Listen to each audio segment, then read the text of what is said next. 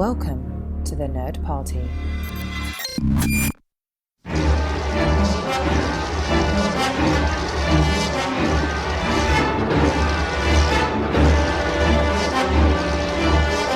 Hello and welcome to a special Between Takes episode of Missing Frames. I am your host, Shawn Eastridge. Normally on Missing Frames, we watch all the movies we should have seen by this point in our lives, but every so often we shake up the formula. We do something for you, the fans. We kind of mix it up. We just anything that doesn't fit the normal mold of Missing Frames. That's what Between Takes is for. And there's nothing I enjoy more than going through an entire franchise with my dear friends at the Rust in Pictures podcast. We've got Brad Gullickson. Hello, Brad. Hello. And we've got well, yeah. I was going to say more. I like to talk. I know you like to good. talk. That's good. why I jumped on that before it went too far. I'm done. And we've got Aaron Prescott. Welcome, Aaron. Hello. Man, I thought if I kept it short and sweet, it would kind of Aaron's even doing- each other out. The franchise boys are back. This is a rousing return to form for us, and at least Aaron knows what's up. He's done this a few times. I feel like Brad, you've just forgotten the flow of it. You're like, I'm going to take this thing over from the get go. well, I mean, whenever I have a microphone in front of me, I think I'm the host. So, I mean, in a way, everybody here, I would put us all on equal level because what we have to go through to deliver this fine content to people is excruciating. I would say is how I would describe it, and so I would describe at least a couple movies in the franchise we are going to be discussing as excruciating, but we will get to those. For those of you who, you didn't read the episode title, you didn't look at the episode art, what's wrong with you? We are going to be watching, and when I say watching, we've already watched, we're going to be discussing the entire Alien franchise. And that's not just the first 4 films of the franchise. We watched Alien vs. Predator. We watched Alien vs. Predator Requiem. We watched Prometheus. We watched Alien Covenant. So we went all out, and I blame Brad. well, as you should blame Brad because the AVP films are great. But do you think that the entire franchise are those films you mentioned? You would not include Predator, Predator 2, and Predators. Shouldn't we have included those as well? I think that would have hurt me. I think we realized when we did the Rocky movies, which that was 8 films, and our episode became the length of a feature film. I think we realized that 8 is a good solid limit. That podcast was better than Rocky 5. It's fair. I agree completely. And I can say that without ego or bias. Were there more? We did Nightmare on Elm Street. Were there more movies in that franchise? No. Because let's see. This is all to say. No. I think the real reason we didn't do this is because someday we're going to return, and Brad's going to make us do all the Predator movies, and he's going to make us rewatch Alien versus Predator again. But guys, we have so much to discuss. Should we kick it off with just starting with I feel like the more we go on in this franchise, I almost feel like I have more to say the later we go. So I say we just kick it off with the 1979 Ridley Scott classic, the seminal film Alien. And I guess we'll start with Aaron. Aaron, do you recall your first experience seeing the first Alien movie? Seeing the first Alien movie? No. I feel like it's always kind of been a part of my life, but I remember Aliens being a part of my life before Alien. Yes. And so that was the big thing. And I guess I can talk more about that when we get to the sequel. But no, I feel like Alien's always been a part of my cinematic journey. And me, I never really grew up as a horror kid, and horror movies just weren't my bag growing up. I was a real scaredy cat for that kind of stuff. So I think it, I'm trying to think when I saw it, but it must have been, a sanitized version on TV somewhere. And Brad, what about you? I echo Aaron's sentiment regarding Aliens. That was the first one I saw, but I do remember specifically watching the first Alien movie for the first time. Excited to watch it because I loved the James Cameron movie so much. By that point, I was already into like Schwarzenegger movies and Stallone movies, Aliens, even though it had like some horror elements to it, it was a very palatable action film for this junkie of a kid. And when I learned that there was a film that took place before it, because I watched Aliens with my mom, and my mom sort of gave me the plot points to what Alien was, and then my mom wouldn't let me watch Alien. But then, like, after a year or two, I was now like 9 years old or 10 years old. She finally allowed me to watch the first Alien movie. And mostly what I remember about that first watch is how boring I thought it was. It's funny. I guess maybe this is a James Cameron sequels thing, but it was the same thing with, I saw Terminator 2 before Terminator 1. Mhm. And I'm with you guys. I saw Aliens first and then eventually went back to Alien. But I remember I saw Alien right around the time I want to really shake the hand of the 20th Century Fox marketing person who came up with the term quadrilogy, which we never saw again. Like I think that's brilliant and it needs to make a comeback. But I love the Lethal Weapon quadrilogy. There aren't a whole lot of quadrilogies out there, I guess. I mean, the original Superman movies, I guess, were a quadrilogy, but there aren't a whole lot. I remember that set came out and it was a massive, massive set. I think there were like 12 DVDs in it or something. Like you could unfold the entire thing and it would be taller than you. I remember when I got that for my birthday, I was just so amazed by like, oh, this is the peak of physical media. It's not going to get any better than this. But I saw Alien and it was weird. It was almost like I'm kind of the same as Aaron. I was not a big horror guy growing up, and I was sort of put off by that genre. And Alien might have been the first time I like willingly said, no, I'm going to watch this. And a lot of that was due to my love for Aliens. And Alien, the first time I saw it, I'm not gonna lie. And a lot of this I related. There is an actual Alien episode of Missing Frames that I would highly encourage everyone to check out. I watched it with TC Paget, who had never seen it before, and I related a lot of this in that episode.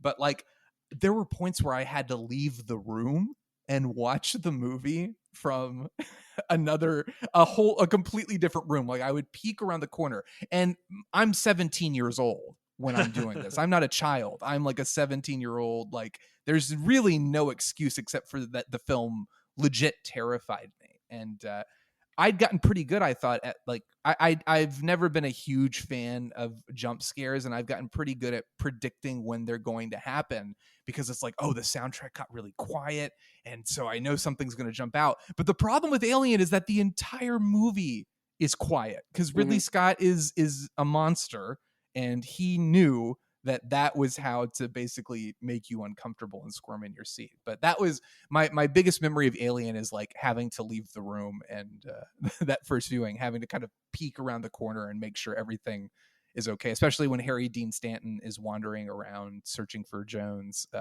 That was one sequence where I was like, nope, I gotta go. I can't handle this. But I loved it. And it's funny, Brad, you mentioned like the fact that it was boring. I think, or you thought it was boring at the time. I was 9. Are you? Well, it is funny. I was not bored by it, but it did strike me just how slowly paced it was. And James Cameron, as we'll discuss, he's always been like, he's the crowd pleaser. Like he wants to make sure you were like out of your seat cheering and having a blast in the movie theater. And Scott is a little bit more thoughtful, methodical, visually oriented. And that's what struck me watching Alien, was like, it feels like it takes like maybe 30 minutes before they actually get to LV-426. Am I crazy? I mean, it's certainly a long time before the chest burster sequence. Yes.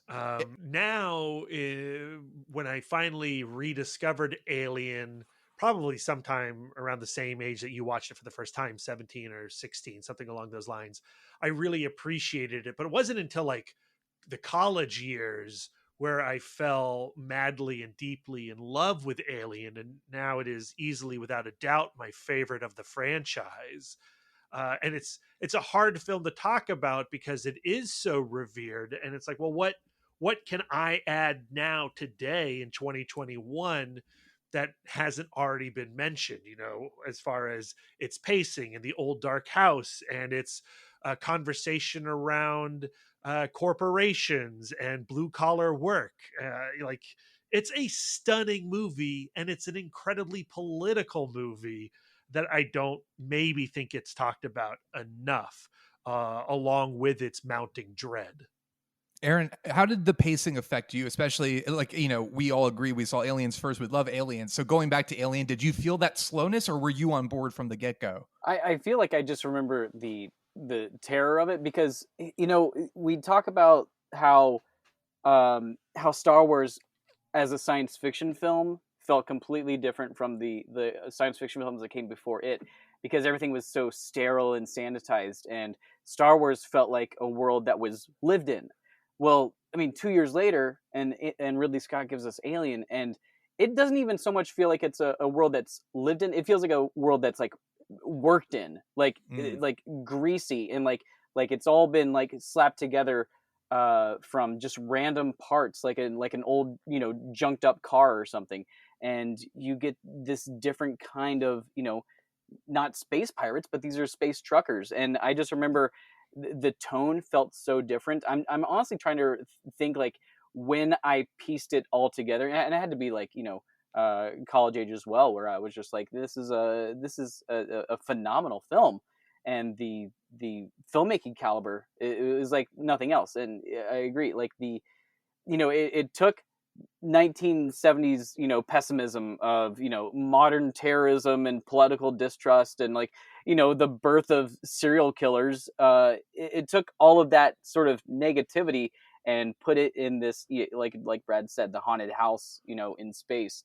And it's amazing because it like you have the vastness of space, but Scott is able to create such a claustrophobic feel, which when you're putting something in space, you feel like you want it to be grand, and you want it to be like big and boisterous, and you get the exact opposite feeling. And maybe that's why, like, I'm not trying to say like it didn't work for me as a kid. Maybe I honestly can't remember. I just remember kind of being terrified by it. But like having that sort of feeling in a movie about space, which has been replicated and tried to been repeated so many times, and just hitting it out of the park on the first time, it was amazing. Well, when you're a kid watching that movie, maybe you respond to the violence and the horror and the monster of it all, but as an adult, everything around Mother and the company and Ash is equally as scary. Like the exploitation of these workers. You just want them to get paid. Yes. You want them to get that salary bonus. They deserve, they deserve I full know shares. You signed the contract, but there's stipulations. Like there's lots of fine print in the contract we can't always get to. There's nothing more terrifying as an adult than hearing you're owed a bonus, but you're not going to get it unless you got to just go into the basement, and there are a couple things you got to fix, and then you'll get your bonus. But that scene, right? Like the scene where Dallas and Ripley are acting as managers, like retail managers to their employees, and they have to toe the company line to a workforce that is like, oh, come on. Yeah. Like that's like the most stomach churning stuff to me, having spent 11 years in Barnes and Noble. Right.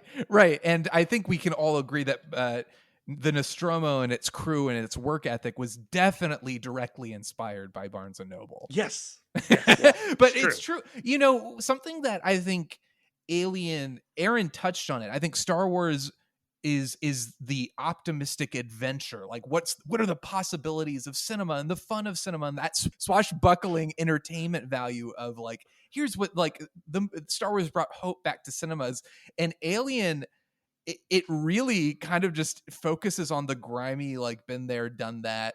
But the world building, similar to Star Wars, even though Star Wars, you're seeing all these different species and you get the sense of like this huge galaxy, Alien does some just as impressive stuff with like its production design and its dialogue. Like you mentioned, there are so many great scenes between Ripley and Dallas, but the one I think about, like, that sends chills down my spine, is the moment where she's like, "Is that what's the policy for that?" And he says, "The policy is to do what they tell you to do." Like, just that sense of like, and then again, when Ripley gets into talk with Mother and figure out what's going on, and the mention that the crew is expendable.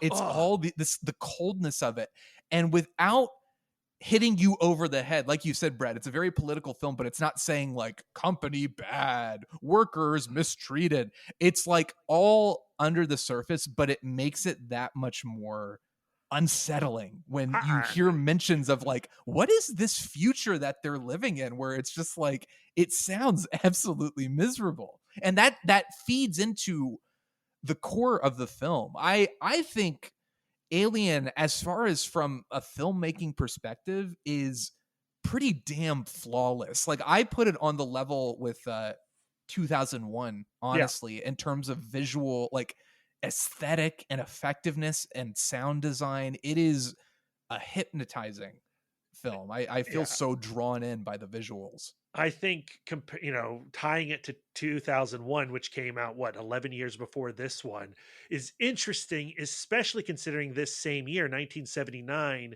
is the year that Star Trek returns with the motion picture. And that film, which I have a very special place in my heart for, but that film is very much trying to ape the aesthetic that Stanley Kubrick established with 2001. And in doing so, it sort of betrays its own origins, its own source material of the television show. Whereas like Alien isn't trying to copy 2001 in any way, but sort of does what 2001 did by going in a different direction and just showing you a totally different idea of what capitalism in space is going to look like. Yeah. And I also think the first half of Alien is a slow burn, and it builds suspense so effectively. Like I said, I wasn't bored the first time I watched it. I was struck by the slowness of it, but watching it now, I'm so enthralled by what's happening, and I'm so amazed at the brilliance of the pacing and the exposition. And especially when you watch films like later in the franchise, like Prometheus, where they're like, no, you care about these characters. We promise you care about them. And like, I love every single character in this movie, and I know almost everything I know about them is like right there in front of me in the performances. And I just think it's so incredible, the sparsity of this film, like what they're able to do with such limited like resources, I guess. It's not like they didn't. I mean, the movie had a sizable budget, and coming off of Star Wars, there was intent to make that like, oh, this is going to be our next big sci-fi film. But like, it just amazes me watching it, just how like simple and effective it is without getting into like, they don't have to hit you over the head. They don't have to explain everything. It's just like, there is a monster on this ship and it's going to get you. And the second half of the film, having more recently rewatched the Texas Chainsaw Massacre and really appreciating it, I feel like this is also a successor to that film. Like, very similar, like, the final girl getting just relentlessly terrorized by everything around her, and no dialogue, just relentless terror, suspense. It's all sound, it's all the elements. It reminded me, like, watching this now, I'm like, oh yeah, like, just that raw terror of like, there is no hope, and like the audience is just swept along into this like stomach churning insanity. I mean, it definitely fed off of the slasher movement that was just kind of budding right there alongside, like you said, Texas Chainsaw and Halloween, and the sci-fi elements. It's that cast that is just phenomenal, but it's that holy trinity of H.R. Giger and Dan O'Bannon and Ridley Scott. The way that their demented little minds just kind of like worked in a cohesive kind of unison together is, I think, what really laid the foundation. And that's what every strong film franchise needs is a really solid foundation to to create mythologies and to create further stories for these characters. And by giving us this world, like I said, that feels like it's been worked in, and giving us Giger's psychosexual rape monster, it gives us so much to play with, that it was inevitable to maybe not at the time, because again, I guess sequel itis hasn't really hit Hollywood that hard, and I know they started pretty much right after that with kind of working on it, but they don't really have like a format of like how they're going to go, which is obvious because they take it into a bunch of different directions. And but like I said, it's the groundwork that those three put into this movie that makes this iconic. Brad, what are some of the standout moments for you in the first Alien film? Oh, there's so many of them. Obviously the chestburster sequence, Harry Dean Stanton's death with Jonesy watching, I think, is another really fabulous moment. The first time that Alien stands is incredible. Oh man. But for me today in 2021, it's the mother confrontation. It's the confrontation with Ash. It's also that like one moment where Ripley's like, let's not bring Kane in because he could be contaminated, and procedure says blah blah blah, and then Ash just comes up behind her and opens the door. I also want to say, not to interrupt, but I want to say this is the only this plot comes back in Prometheus and Alien Covenant. It's essentially the same plot, but Alien is the only movie where it makes sense that they open the door here, that it makes like there's a reason, like it's not just pure stupidity of like the dumbest astronauts you in outer understand space. why the door is open, especially yes, or when Ash opens it, and the panic of like the captain being like, we need to bring him in here. It's all justified. I just wanted to throw that out there because I remember in they do it in Prometheus and they do it in Alien Covenant, and it's not as good. Just about the dumbest stuff I've ever seen. But like, I think the reason that is to touch on something that you brought up earlier, how this film allows for space with these characters before things go down. And, that's why you engage with these characters. That's why you love them, is because that the performers have multiple opportunities before the danger occurs to show you who they are as people.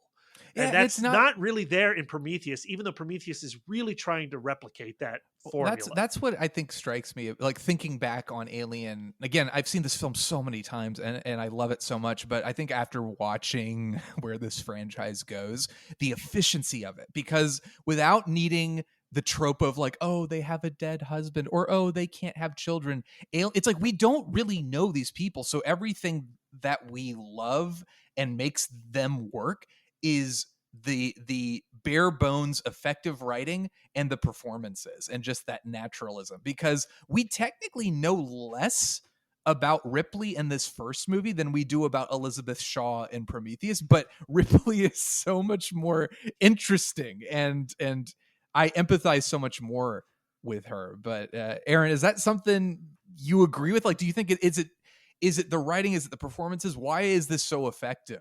I think it's a perfect storm of all of those things. There's, it's hard to judge a sequel for not having, a less is more approach when, the simplicity is, it's kind of easy to come by when you're approaching a movie for the first time. Right. But when it comes to, complete badasses in space, what have we had before? We've had Barbarella, and that was an interesting take. Barbarella's great. I love Barbarella. Okay. I love Barbarella, but it's no Ellen Ripley, and I think that's an easy role for Jane Fonda to take on, but as opposed for an Ellen Ripley type character, we haven't really seen that sort of we didn't get another princess in space. We got somebody that was not a complete badass, because she doesn't really get her badass wings until the second one per se, but she is She is there. She's taking charge. She's one of the female, scientists working. I don't know, just the gender politics that are going on in the movie are pretty astounding, and just watching Sigourney Weaver just kind of take charge in what's essentially her first major role, it's phenomenal, and I can't get enough of that character. Well, I think a big factor is that it's not a Ripley movie. It is a Nostromo movie. Yeah, you don't really know who the main protagonist is going to be, because it really feels like up until the part where it's the chest burster scene, or even a little beyond that.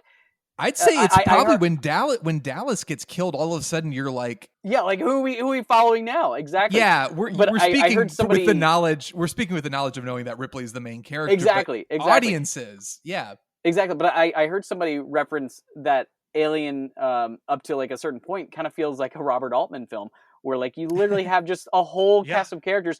Everybody's talking over themselves. Everybody's having different discussions, whether it's about the food, whether it's about sex, whether it's about, the company, whether it's about getting paid, whether it's about getting laid, whatever. It's just a refreshing take on what doesn't feel like, you don't really know what direction the movie's going to go. If you didn't know the movie was called Alien, you didn't even know an alien was going to show up until 40 minutes into it. You didn't know an android was going to pop in until an hour. I think it's an hour 20 until until Ian Holm gets hit over the head. It's just so many twists and turns without feeling like it's a like a Shyamalan twist or turn. It just very natural. Well, it's so grounded that you really, when things go crazy, you so believe in these characters that this is really happening to real people, that it just makes the terror more palpable. Mm-hmm. But Aaron, what are your, God, I mean, it's so hard not to just talk about this movie the entire episode. Oh, completely. We really could. Yeah. But Aaron, what are your favorite standout moments from Alien? Oh boy. I really think it's the opening for me. The way the camera just floats into the Nostromo, and it's just kind of there. And there's some things that are happening where it's supposed to be, everybody's supposed to be in hyper sleep or whatever, and there's little pieces of the ship that are moving around for no reason whatsoever, but it's just kind of like the ship is alive. When Harry Dean Stanton goes looking for the alien, he's in that boiler room sort of department.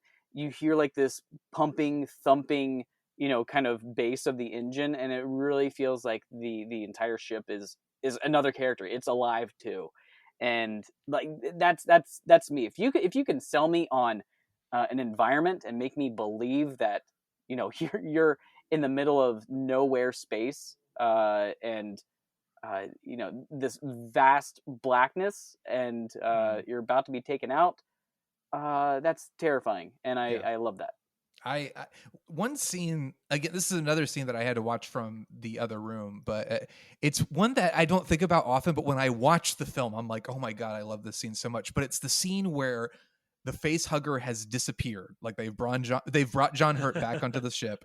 They don't know what it is, and then all of a sudden it's just gone, and they spend maybe 5 minutes looking for the face hugger. And again, Ridley Scott, that bastard, there's no sound. It's just and he teases you with moments where Ash kind of pokes the little lighter into that dark corner of the room, and then he the Dallas knocks over the little suitcase or whatever the hell it is, and and Ripley freaks out and he just goes, sorry.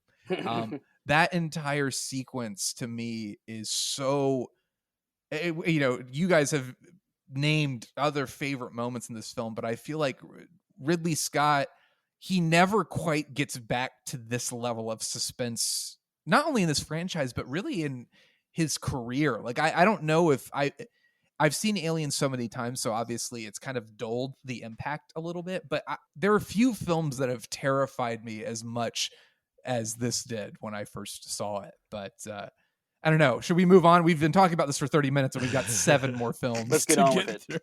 All right. So final ratings. I think we should do, Brad suggested this. I think it's a great suggestion. Chest bursters, just because the scene is so iconic. So how many chest bursters do we give Alien? I think it's obvious. 5 chest bursters. 5 chest bursters. Five all across the board. So let's jump on to Aliens. And I just want to start off by saying, I think you can tell a lot about a person by which Alien movie they say is their favorite. And most of the time, unless you're insane, and maybe Brad, you'll prove me wrong, but I feel like Alien or Aliens is your favorite Alien movie. And I feel like you can tell a lot about a person by which one they pick as their favorite. It's so hard for me to pick, especially now. I think if you'd asked me 10 years ago, I would have been like unequivocally like, oh, Aliens, for sure. Aliens was the first one I saw. It's amazing and it's crowd pleasing and I adore it. Now I'm not so sure. It's hard to pick. I think Aliens is still my favorite, but I think Alien is just about perfect. But the first time I saw Aliens was actually on my 17th birthday.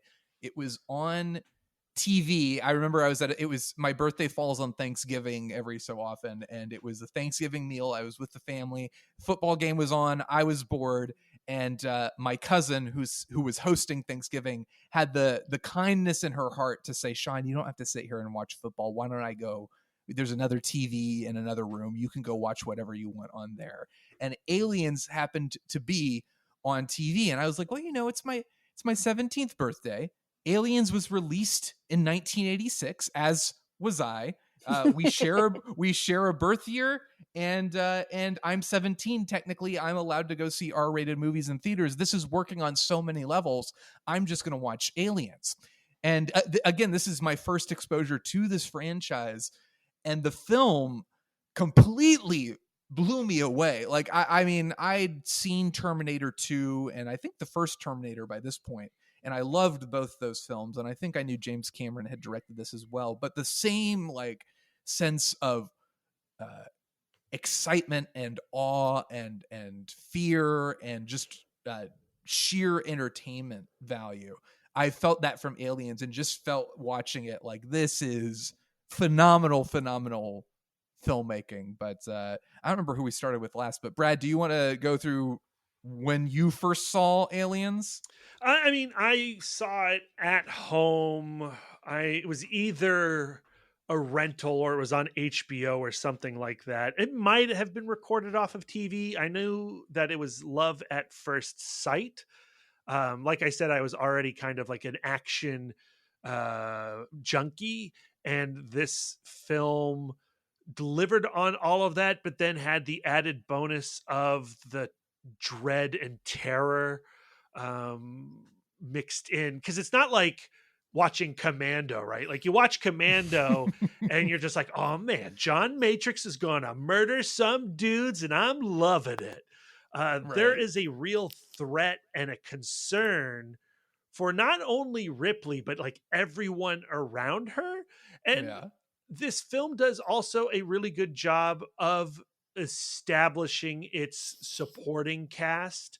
And they might be a little bit more two-dimensional than the crew of the Nostromo, but because of the performances, you really do love them. And that's like really impressive when it comes to a character like Hudson, who played by anybody else other than Bill Paxton, you would probably find incredibly annoying and killable. But when he's screaming "game over, man," and when he sort of finds his courage at the end, you are just so thrilled. And so it's impressive that this film draws you into all its players and then puts them through the meat grinder. And that's unlike any other action film that I had seen up until that point. Aaron, what about you? Oh man. So the first time I watched it, this was just a couple weeks ago.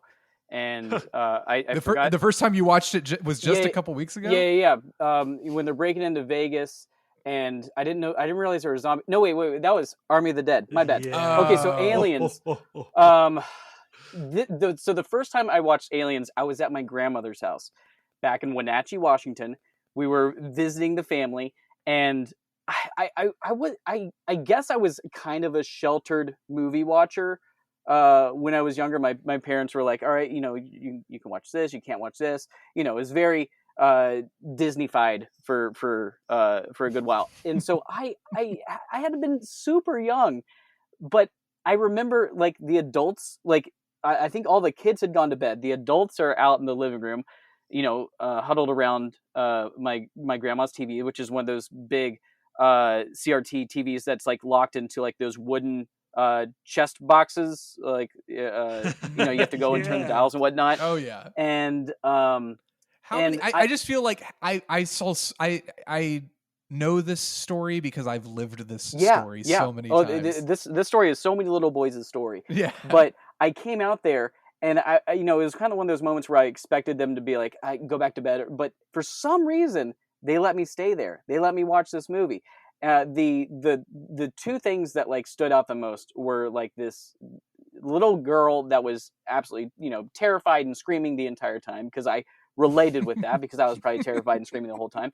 The second part was the when the Marines go back into the where they've just found like the homing beacons of like the people that are supposedly still alive, and they go back in for like the second time, and they finally find some of the quote unquote surviving members, and one of them like comes out and she's like in like this gooey oozy gel encapsulated cocoon thing that like that one stuck in my brain so hard, and I just thought that was the most terrifying thing. And so like I remember watching that movie. I don't remember much else other than I was just terrified. And this is a complete side story, and this is just an Aaron exclusive, but so I go to sleep in this one bedroom that like I'm all by myself. I'm at grandma's house. It's on the opposite coast, so it's still kind of unfamiliar territory. It's not. I'm not home. I don't have my stuffed animals. I don't have my action figures with me. But it's the room that's adjacent to the garage, and for some reason, this is a house that was obviously built in like the 1930s. For some reason, they decided what this room needs is a giant bay window looking into the garage. Like for whatever reason, it's a closed off garage. You don't get any view other than the cars and like power tools and like whatever else. But when it's at night, it's pitch black. So you have this room where, maybe a little bit of light's coming under the doorway, and you look around, you can kind of see the walls, and then you see this pitch black, like glossy, like window to the right. And I know for a fact an alien is about, like, he's just going to show his, like, his oozy smooth head, and he's just going to put it right up against that window. And I'm done for that night. I'm sure that's the end. Hold on. Yeah. It's a garage. Yes. And a big window that only goes into another room. So you're in a room, and the window only observes what's inside the garage? Yes. It's like your own little med lab. It's like they planned this. It's like they were like, let's show Aaron aliens and then put him in that room. Right. If it was like a one-way mirror, then I'd be really concerned. But it's a two-way mirror. You could see from the garage into the room, and the room into the garage. I don't know what was going on. Nightmare fuel. Right. It was a nightmare room. So that like completely just grafted this entire, like, when I think of like movie memories, this is one. It's one that has like this story, which is something I love about movies. Something I love, I didn't get to experience this in the theater, but it's the next best thing, where it's like every time that scene comes up, I immediately flash back to my grandma's house. I immediately flash back with my family. A great time, being terrified. And what other way do you really want to grow up? Which is why I need to get my kids on this. I think that's great. And it's funny because Aliens for me is, this film holds a spot in my heart, and I think many film fans' hearts, that I think like you put it on the same level as something like you love it in the same way as Star Wars, even though like people love these. It's not like people don't love these movies, but sometimes they don't speak with the same level of adoration as something like Star Wars, maybe because Star Wars is still ongoing and still has like, there are quality products coming out. So maybe it's just easier to talk about that. But like the fondness I have for Alien and Aliens, and especially like with Aliens, because it feels a little bit more in the vein of like the adventure sci-fi movies, even though it's horrifying.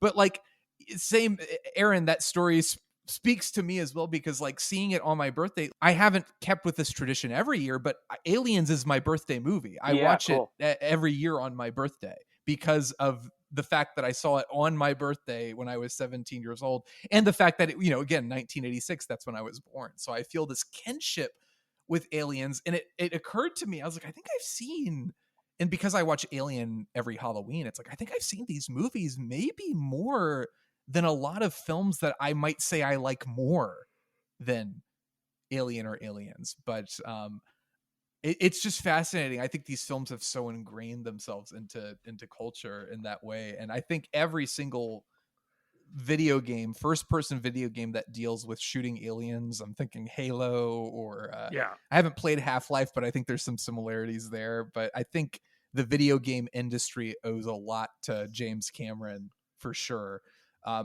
One of the things I really love about Aliens is that, unlike Alien, and this is what makes Alien perfect, but it's also what makes Aliens perfect. Alien is not like a crowd-pleasing film. It's just like an experiment in sheer terror. But Aliens wants you to cheer. Like it's crowd-pleasing in a way that almost gives it the edge for me. I love the fact that, particularly when it comes to Ripley's character, Aliens justifies its existence as a necessary sequel because of Ripley's story in it. Like, Alien would have functioned perfectly fine on its own if there were no sequels, but Aliens is kind of like, oh, I'm so glad they made this specifically because Ripley's story becomes so just amazing. Like, just to see what she goes through. And especially, I mean, I feel like I don't know many people who, I mean, you guys watched the special edition, right? I feel like I can't go back to the theatrical version. Oh, anymore. I hate the director's cut. I hate you do. the director's cut. I need you to explain to me. But I love the addition of, like, I don't know. There isn't anything I don't like about the director's cut. Maybe I need to hear your reasoning, Brad. I mean, I don't like the backstory of Ripley and learning about the child that she lost. I don't think that's necessary to understanding the relationships that she forms with Newt. It changes it, certainly, but I don't think it betters it. I think the film is mostly just longer. And, you know, like when I watched the film, the last time I watched the film, I did watch it with the theatrical cut and not with the director's cut. And, like, there are things in it that, you know, I like, the, you know, seeing maybe LV 426 before everything goes down is nice, but not necessary. Like, I don't think the movie's better than the theatrical cut. And I just don't need any of that stuff. And I think James Cameron's director's cuts, as a rule, are just bloated vanity projects. And I don't need any of those. So I don't know. I do like the I can kind of see where you're coming from, but I do like the mention of Ripley's daughter, and I like that comes around with Newt's character. Like, to me, it's such a note. You know, like, it feels like somebody is like, well, why should Ripley care about this child? Oh, she's a mother who no longer is a mother. Now she needs the mother again. Like, it's so English 101. No thanks. I see what you're saying. I guess it's not necessary, but I do like that. Aaron, how do you feel about this theatrical versus special edition talk? Brad's correct. Boom. Am I in the minority here? Maybe I am. I really like the special edition. Yeah, I carry the same sentiments with Brad. Like, anytime I've seen Cameron kind of expound on, he's not subtle enough. You know, he's a big boisterous man. He literally made the Sulaco look like a gun. Like, how much more machismo do you need than to make your spaceship look like a gun? He wants everything to look like a gun. So just do your gun stuff. Shoot some stuff up, make some stuff explode, have acid flow over the place. I just, you know, I can't. Sometimes his subtlety for the smaller moments don't really work as well for me. I can agree with that, but I still like the special edition a lot.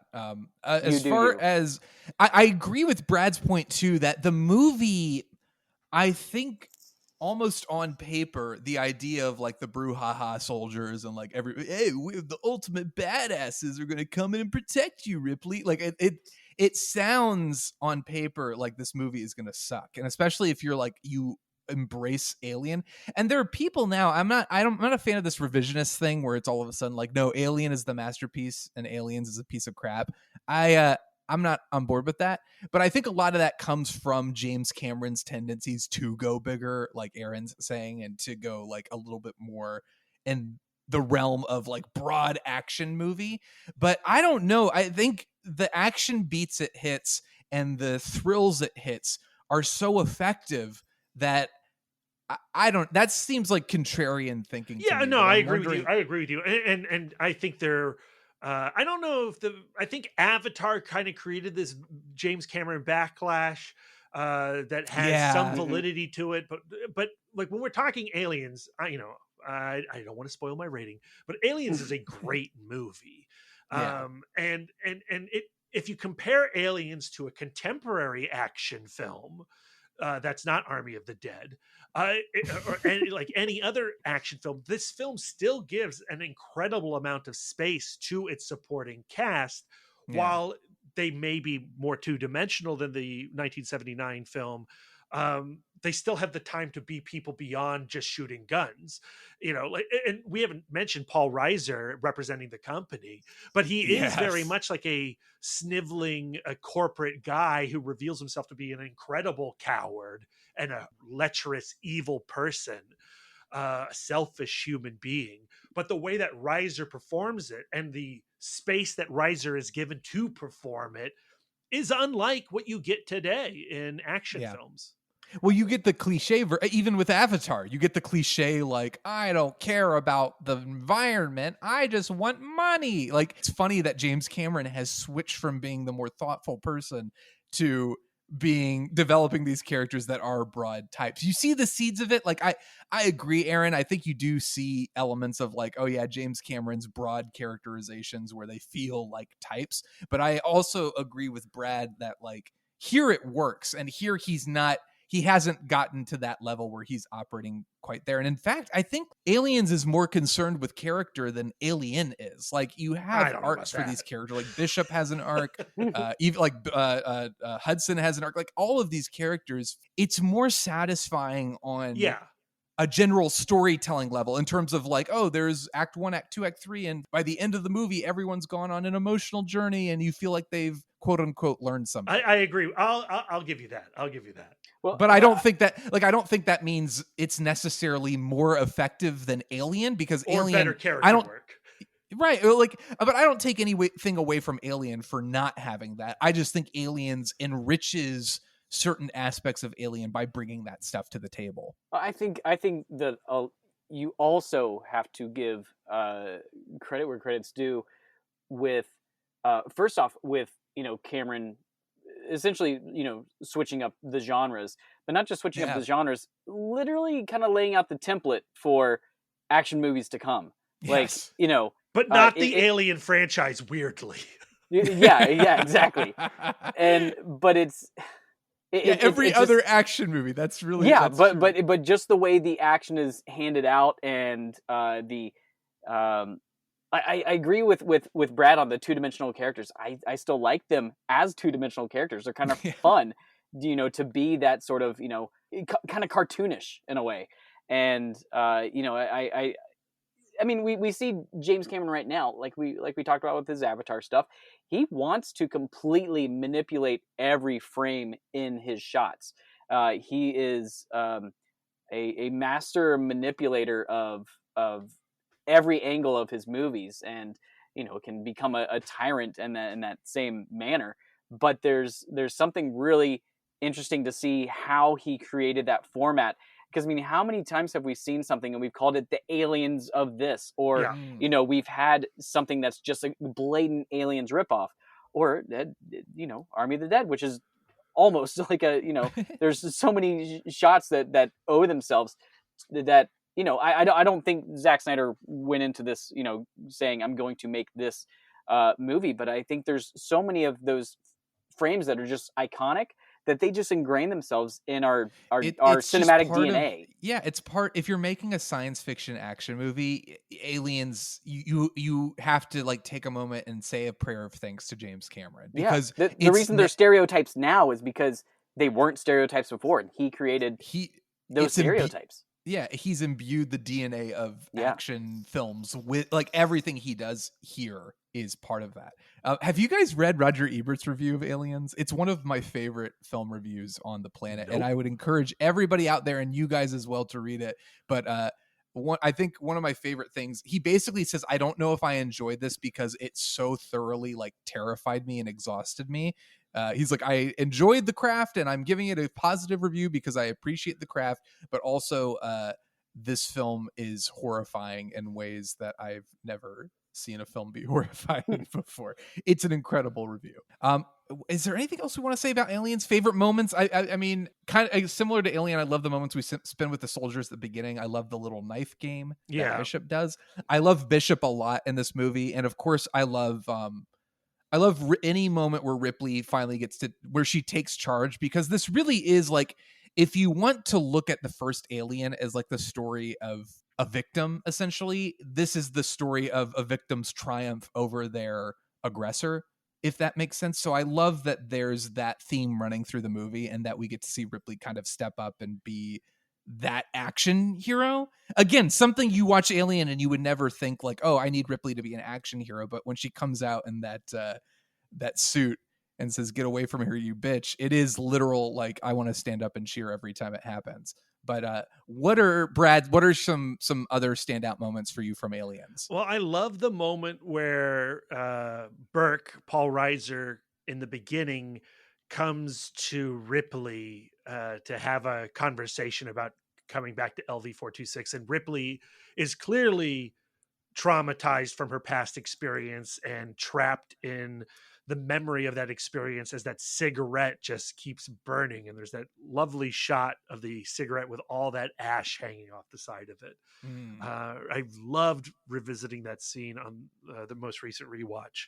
And you know, the Aaron talking about that chest burster sequence in this, that did have a profound impact on me when I was a kid, when I first saw that. And there's like that little like yellow booger that's on the actress's cheek. And for whatever reason, like every time I watch it, I just stare at that yellow booger and I just wait for the awfulness to continue. It draws my eye. I think Adrian Biddle's cinematography as a whole needs to be recognized as being awesome. For sure. Especially since it's his first film as the head DP. And it's amazing to me looking at his filmography that he would then partner up with Paul W.S. Anderson for Event Horizon. So that's our first mention of Paul W.S. Anderson this episode, not our last, probably. So yeah, I love the cinematography of this movie. And Stan Winston's mechanical puppet creature effects, taking that Giger design and pushing it into another realm and perfecting the xenomorph, I think really happens in Aliens. Yes, agreed. What about you, Aaron? Brad took my number one. It's Stan Winston's effects, like his. I mean, we also had the Skotak brothers, doing their thing. There's some like, there's some miniature works that don't hold up as well. Maybe in our new, HD 4K universe, they loses some of the magic. And some of the they look rad, like the rear projections. Some of the rear projections are there. There's a couple rough patches there. Still looks great. It does. It still looks great.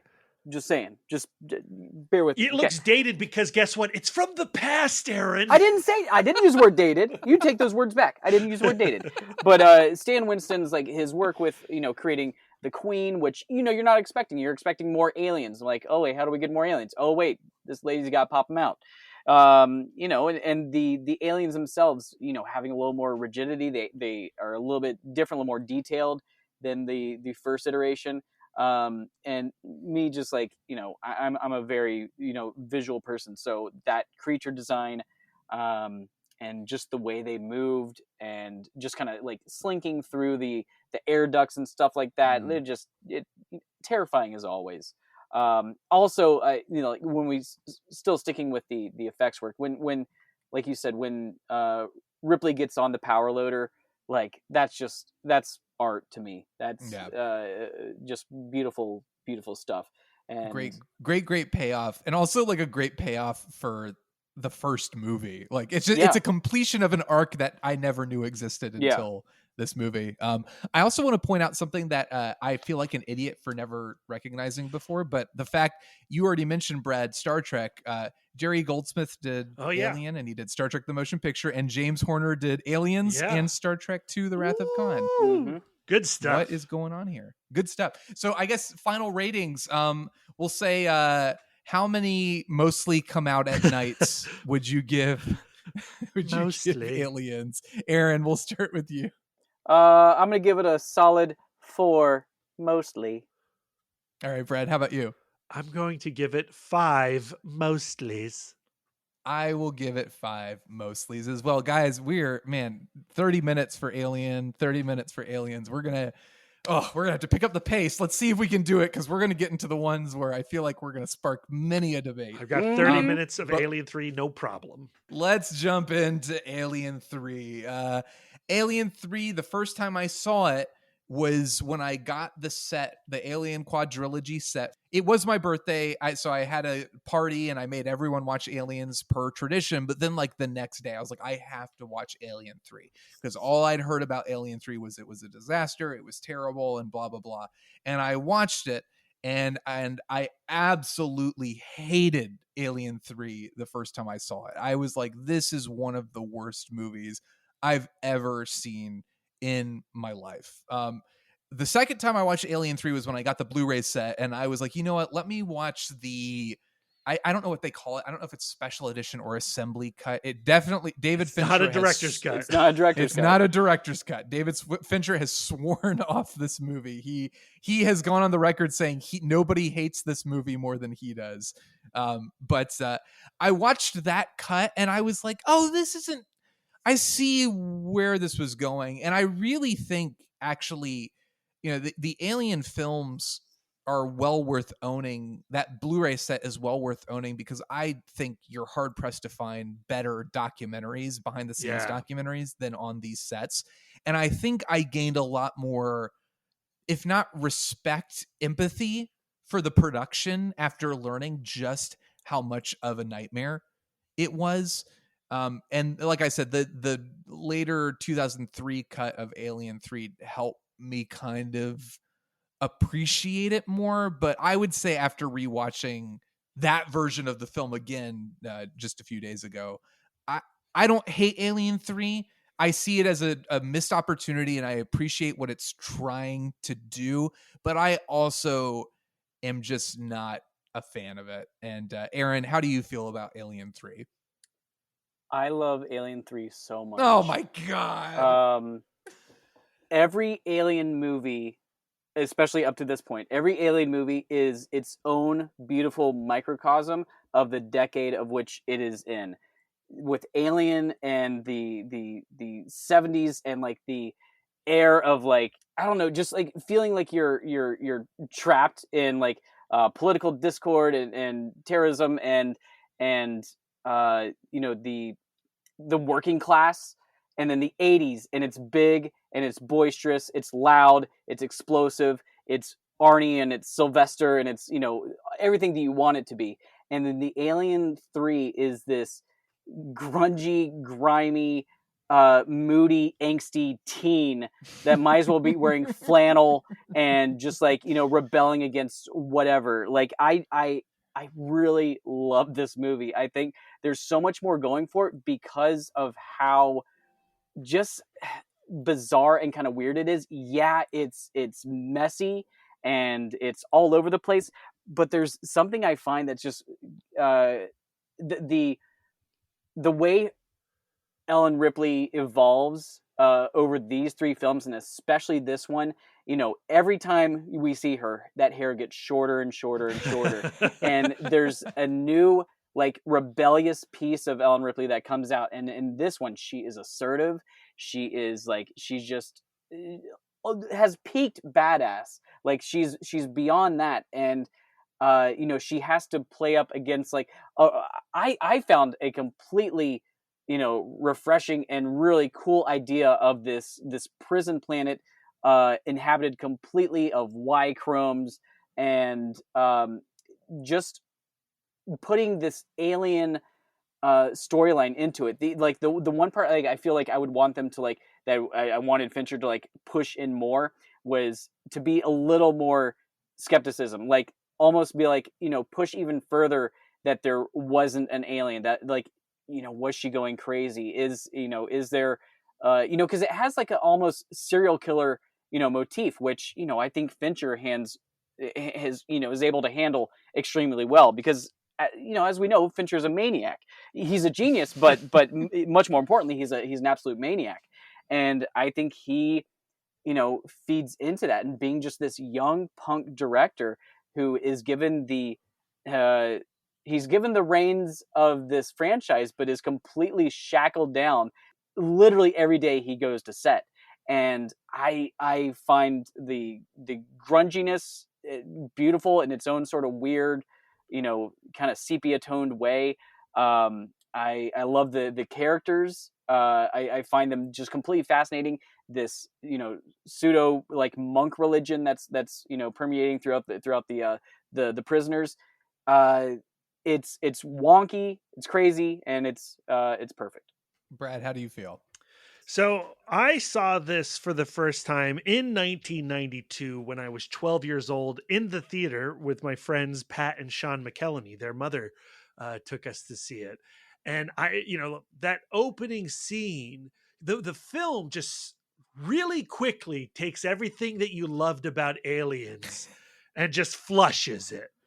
I kind of admire that. I hate it, but I admire it. Like, I'm like, all right, well, okay, and let's do it. As a kid, I was so gobsmacked that they did it. I remember sitting in the theater so excited. Like, I had seen some trailers, but this was at a point when you weren't really, like, analyzing the trailers. You didn't notice that Michael Biehn is nowhere to be seen. Like, so, where's Lance Henriksen? You don't see him. So that's not how you really watch trailers back then. So when those characters were obliterated, I was so sad, like crazy sad. And I resented this film for the longest time until that quadrilogy set came around, and I watched the 2003 cut.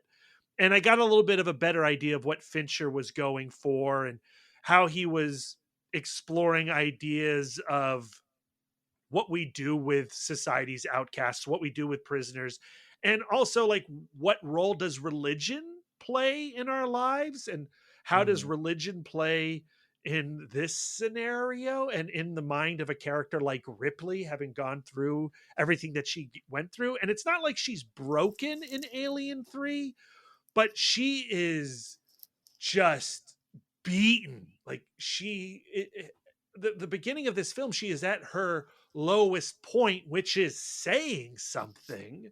Yeah. And to see her kind of take control of all this awfulness and in this wretched environment, it's just so gross to look at. You can smell it. It's so wet and dank and just gnarly. To see her kind of, like, not fall down in this situation was really thrilling on my rewatch. And I have grown to maybe not love it as much as Aaron, but I really like it. And I think there's a lot of interesting stuff in it. And I think it's got a bad rap. I agree that it has a bad rap. I think people who have not watched Alien 3 in a long time should watch that cut of the film, the better cut of the film, and just get a better snapshot of what Fincher is going for. That said, I still find the film kind of boring. Like, I'm not into it. Like, I don't connect with anybody, and Ripley in particular bothers me because I like the idea of it's the nihilism here. Fincher loves that nihilism, and it's on full display here. But there's a weird jump for me where you have Ripley mourning the loss of basically, like, her last chance at a normal life, and she's like, well, I guess it's all over. But then it's like she wants to bang. She's immediately like, well, let me shave my head, bang this preacher. I'm gonna make some bedroom eyes at him, doctor. And then she kind of is just like, I don't know if I missed it, but I was thinking, like, does she not want to get off this planet? Like, she hasn't tried to do anything to leave the planet. She basically has resigned herself to it. I mean, for majority, you know, once she finds out that, you know, an alien was on there, her, you know, task, you know, she's the only one that knows how to handle these things, and she's the only one wants to find the alien. She wants to find it, and then once she has that, you know, sort of relationship with the alien, once, you know, the alien knows what's up, and, you know, she's like, oh, I see what's going on. You know, it turns into a completely different thing, and you know, it circles back to, you know, one of Brad's least favorite part of Aliens is the motherhood part, and you know, but I think in a good way. No, I agree. I think, you know, the first time it's kind of shoehorned in there, but you know, having these maternal instincts and it being something that is going to kill you, and it's something that she needs to kill it. It's a wonderful, beautiful bit of anarchic symmetry. I don't think they get there necessarily, Aaron. I agree. I think they could have, but what do you mean they don't get there? Well, I mean, like, I think they're trying to go for what you're saying, where, you know, like when she falls in and she has to take down the thing that she gives birth to, there is some, you know, there's some Christ imagery in there. There's some motherhood imagery in there. I don't think they ultimately solidify these emotions and these ideas.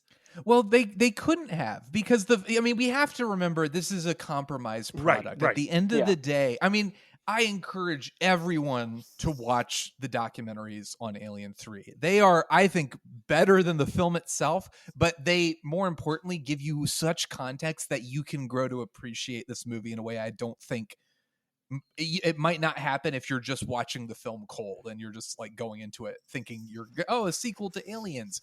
But I agree with Brad. I don't think I see the germs of ideas here. Like, I see the idea of like the nihilistic Ripley, and like she's kind of given up and she's lost everything, and what's the point of living? But like the beats aren't there. Like, they're missing, and I don't feel a whole lot of empathy for her. She just kind of annoys me. And I think it's that 90s, like you were describing, Aaron, the like 90s mentality of like, I mean, I just don't care. I don't give a damn about anybody. But she's been beaten down at the end of every single episode. She has everything taken away from her. And that's what happens at the beginning of this movie, is everything that James had lined up for, you know, whatever else she's going to do with Newton Hicks, you know, Fincher and team, or whoever's decision it initially was, is like, you know, no, we're not, you know, you get everything taken away from you. I remember when Brad and I were talking about, which one was it? Conquest of the Planet of the Apes. Yeah. And we're talking about the, you know, there's the director's cut where, Caesar, what's the theatrical? He does not kill.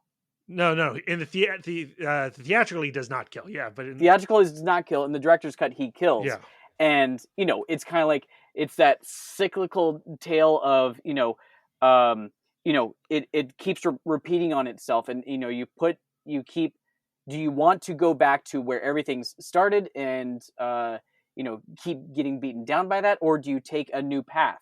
And you know, I think we had a little debate of which ending we found to be better, or I think Brad likes it to be more quote unquote Planet of the Apes, you know, and no hope. But no hope. No. But like for me with Alien 3, I love being kind of in between the two of you, because I can be contrarian to you both. In general, I think you just like being in between us, physically. The sandwich. I love being the roast beef in between you two bread, your white bread. I love everything around Ripley in this film that deals with her emotions and her pain and her sorrow. And for me, when she sleeps with Charles Dance, that is her just trying to feel something. Oh, yeah. And I like this cast. I think all these for prisoners sure. are great. Charles S. Dutton's great. Holt McNally's great. Pete Postlethwaite is great. I think they all really, really, really, really work. And they're also a real scary lot. You feel like you're in a prison with these guys. But what, like, the greatest triumph of this film is, even though there are some ideas there about motherhood and religion and blah, blah, blah, the greatest triumph of this movie is her denying the company their prize. Yeah. And like when she takes that down, and Bishop, whether he's another android or a real human being, is screaming and he's filled with rage, like there is some true satisfaction. And the Alien 3 does end on a victory that works for me. I agree with that. I think what doesn't work about me, like I said, it's muddled for sure. Yeah. And I think there was no avoiding that. I think when you have such a compromised production where like there isn't a script and nobody agrees on what movie they're making, it's just not going to be clear. And I think that's evident even in the, whatever you call it, the work print, whatever the version is. Like, I just think I see what Aaron's saying and I see what you're saying, Brad. I think it's just ultimately it's like the ideas are there, but they're not executed to their fullest extent that I think they could have been if 20th Century Fox had just been like less terrible.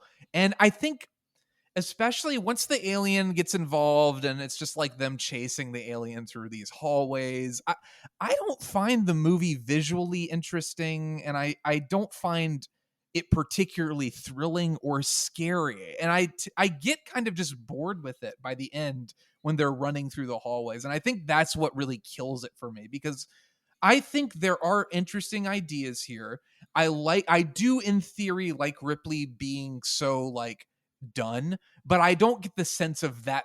It's like I see, again, like I said, I see the germs of it, but I don't feel the full satisfying execution of it. So it doesn't work in that area for me. And then I have to deal with like a bunch of guys waving torches around, yelling at a awkward sort of stop motion CG alien. No, it's a puppet. It's a puppet. It's a puppet. It's just really poorly composited. It is. And Love you know, it. again, 1992, I give kudos where kudos are due, but I think by that point, the fact that the movie kind of devolves into like, and now we're chasing the alien around, and now it's chasing us around. I get really, really bored with it. But I do like, the goal of the film is admirable, and to kill Ripley off at the end in the way that they do, to me feels like Brad's saying, I think there is a power to that moment. Shawn, you see the germs of it, and I see the giant hair lice of it all, and just find it fascinating. Yes, broken, but like in a way, like a tortured, like rusted car can kind of still look beautiful, and can't really run right. The producers handed Fincher, some really shitty lemons, and he made. And I say Fincher, but I really feel like a lot more credit has to go to the entire team, especially the editors and everybody that kind of like, worked with what was left, that they could actually work with. Because I mean, I completely agree with you guys. Like, it is a really tortured production, and it's there's something I find just completely fascinating about it. And I think especially just in the complete, like looking at the complete landscape of where Aliens started, where Aliens went, and where Alien 3 landed, both in what landed on the screen and what transpired behind the screen. I find that whole process completely fascinating, and kind of, put that in there with it. It also almost gave me a With Nail and I reunion, because With Nail and I is one of my absolute favorite movies. It has Paul McGann and Ralph Brown. I believe Richard E. Grant almost had the role that Charles Dance had. Oh man! And so we could have gotten a complete With Nail and I reunion. That would have been amazing, but it didn't happen. I like Charles Dance in it though. Yeah, I love him. He's great. Well, what is there anything else we want to say about Alien 3? Do we want to move along, or do we want to do final ratings? I like pointing out cinematographers, because I know you said you don't particularly like the look of the film. I love the look of the movie. Mm-hmm. It's Alex Thompson, and Alex Thompson has shot a wild, eclectic collection of movies, including John Borman's Excalibur, Michael Mann's The Keep, Michael Cimino's Year of the Dragon, Oh, wow. the Schwarzenegger movie Raw Deal, which is a favorite of mine. He shot Jim Henson's Labyrinth. He shot Cliffhanger right after this movie and Demolition Man in the same year. Rennie Harlan was gonna, I think, Yeah. originally direct Alien 3 too. Well, I want to say there was another cinematographer that was attached. It was Jordan Jordan Cronenweth. Corman. Yeah. And so that would have been. He had Parkinson's, and he had to. How crazy would that have been? Right. Like, I think Fincher. I'm so glad Fincher had a career after this. Oh yeah. And I think a lot of credit is to Sigourney Weaver and everyone. Like I know Weaver in particular went to bat for him and was like, no, he's a genius, and Fox really screwed the pooch on this one, and people should want to work with him again. And like I think a lot of crew members and cast members went to bat for him because they recognized what was happening to him. Yeah, I still like where the cinematography went, but like seeing an entire Alien movie, shot by the same guy that did Blade Runner would have been incredible. There might have been some like it would have been super full stuff circle with the first Alien. Yeah, just to see that kind of Ridley Scott and then David Fincher working with like arguably the cinematographer behind his best movie. Yeah. Blade Well, Runner. and then his son would then work with Fincher on Gone Girl and Social Network. Oh wow! Anything else? Any like big favorite moments or I love. It's a moment that has stuck with me because my friends and I have made fun of it so much. But when what's his name puts on the goggles and screams to the heavens while the rock music plays as he's about to violate Ripley, I think is just one of the most baffling things I've seen in a film. It's upsetting. That's a standout. Isn't moment. that the same guy from Mindhunters? It is. Yeah. It is. Yeah, I don't remember. Yeah, Hold Me Now. That's right. I was very pleasantly surprised when I recognized him, but I think there's some good stuff in this for sure, and I do. As traumatic as it is, I think the funeral stuff with Ripley, I think that's really good stuff, beautiful, and I think it's unfortunate that I wish I'd had more moments like that to really emphasize what her character is going through. But and then of course there's at least the one great shot of the alien that we can all agree is great, of the alien right up on Ripley. Oh yeah, I love that. That's iconic. I mean, that's when you have those two characters that are never really put that closely into frame together, and then because of because of what she has inside of her and the reason why it doesn't attack her, that's gorgeous. It's great. Anything else? I would just want to highlight a childhood memory of watching the autopsy of Newt. Oh gosh! I remember it being upsetting. more brutal in the theatrical version. Am I? I mean, I like it. It's not I've now watched so many child autopsies thanks to movies. But that was my first child autopsy, and I think that was my first autopsy as a kid, and for somebody who came Dear to Diary, watch it. Today I watched my first autopsy on film. Yeah, it was not good. It was not good. I just wanted more. I remember I have not seen the theatrical version since the first time I watched this movie and hated it with all my being. And I don't know if I could ever go back. But for some reason, I remember the autopsy being more like exploitive in the theatrical version. And I remember hating that so much. Like they were trying so hard to be like, yeah, it's disgusting. It's more tastefully done in the in this version. I need to watch them back to back now. Those two scenes. Yeah. I just have vague memories. I could be completely wrong, but I guess final ratings. We'll just say, how many angry David Finchers would you give Alien 3? Brad, we'll start with you. Give it 3.5. 3.5. Aaron? Solid 4. Oh my god! Oh, wow, the same as Aliens. Wow. I think I have to give it a 2. Wow. I'm just not as into it, but I with the caveat of I appreciate knowing the story of the production does help you kind of empathize and be less dismissive of it, because it is one of the great like big budget disaster stories in the history of Hollywood. Do you see yourself rewatching it? Just any version, whatever version, your favorite version. If I didn't have to rewatch this, I wouldn't. I don't find much of value here, honestly. Not to crap all over Aaron, but why not? Crap all over me.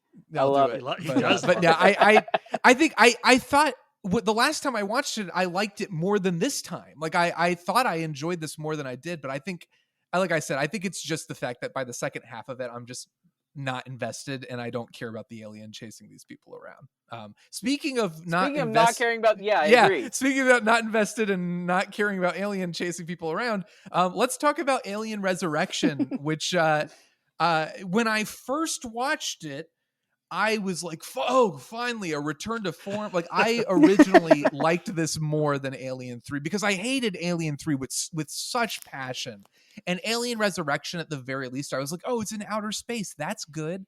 I like when they're on a spaceship instead of just a prison planet. And I think that, and then the general vibe of kind of like, it's more action driven and it's more effects heavy. I think that tricked me into thinking it was a better movie when I first saw it. That opinion has changed in recent years, but Brad, let's start with you. Alien Resurrection. What was your first viewing of it? First viewing in the theater, 1997. I was very excited. Like you said, it's going to be a return to form. It's going to be like Aliens. It's an action-based one. As least that's how the trailer sold it to me. I didn't know who Jean-Pierre Jeunet was, so if I'd seen maybe Delicatessen walking into Alien Resurrection, I might have been prepared. But boy, did this movie not land well for young Brad, which is continuing a theme. First watches didn't always like secure my heart regarding the Alien movies. Sadly, I did not find a way to fall in love with Alien Resurrection on repeat viewings. Although I feel like I'm more like you were to Alien 3 with Alien Resurrection, where I appreciate a lot about its weirdness. Yeah. Aaron, how do you? I think you've hinted how you feel. How do you? Well, let's first talk about your first viewing of Alien Resurrection. Was it hate at first sight, or were you into it? You guys are too good with your memories. I feel like mine's completely shot. I can't remember anything. I can't remember anything beyond like not enjoying this movie. I remember like looking at seeing the trailer and stuff, and obviously it was 1997. I'm like, definitely not gonna go see that because I'm gonna crap my pants in the theater, so not gonna go see that yet. So I definitely saw it on video somewhere. Can't remember when, but I remember looking at it and saying, wow, that looks really cool. Like really slick visuals and just like having a really kind of clean, sci-fi look. Oh, I think I agree with you. I think, it kind of, when I saw Alien 3, and then, knew of the disdain for it, this kind of felt like, oh, this is a return to form. And it's not good at all. Let's speak to that point.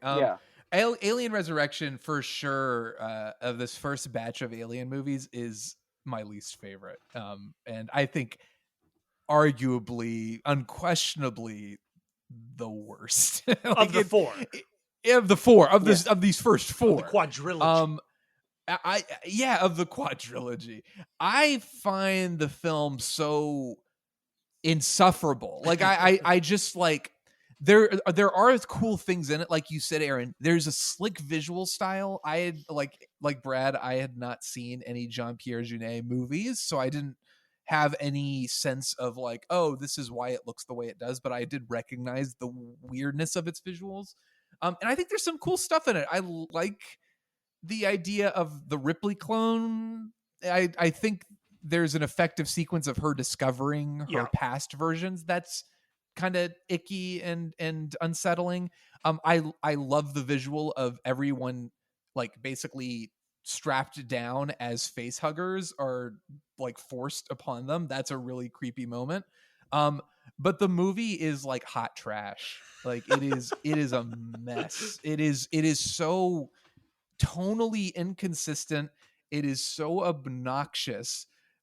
Everyone in the movie either talks like they're doing like a Batman impression, like they're what's going on here, or they're just awful. In fact, I think all the performances, and Sigourney Weaver is just kind of like, I can't believe they paid me this much money to be here. This is great. But like I love Ron Perlman.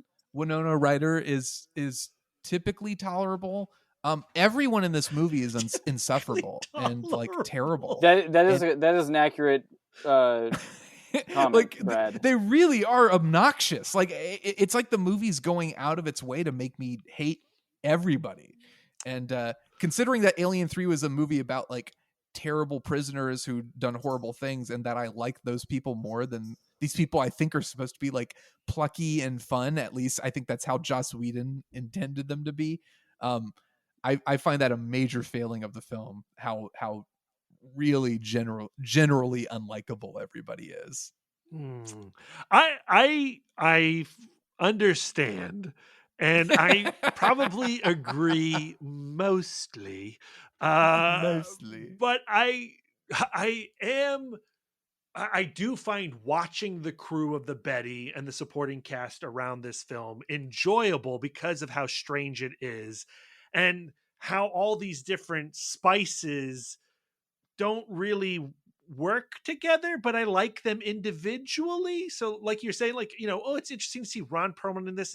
Is this my favorite Ron Perlman movie? No, it's, it's probably towards the bottom of the barrel, but I like Michael Wincott. Here he is, Dominic Pignon, Brad Dourif, E. Freeman, Leland Orser, following up his incredibly memorable performance in Seven as the guy with the blade strapped to his dick.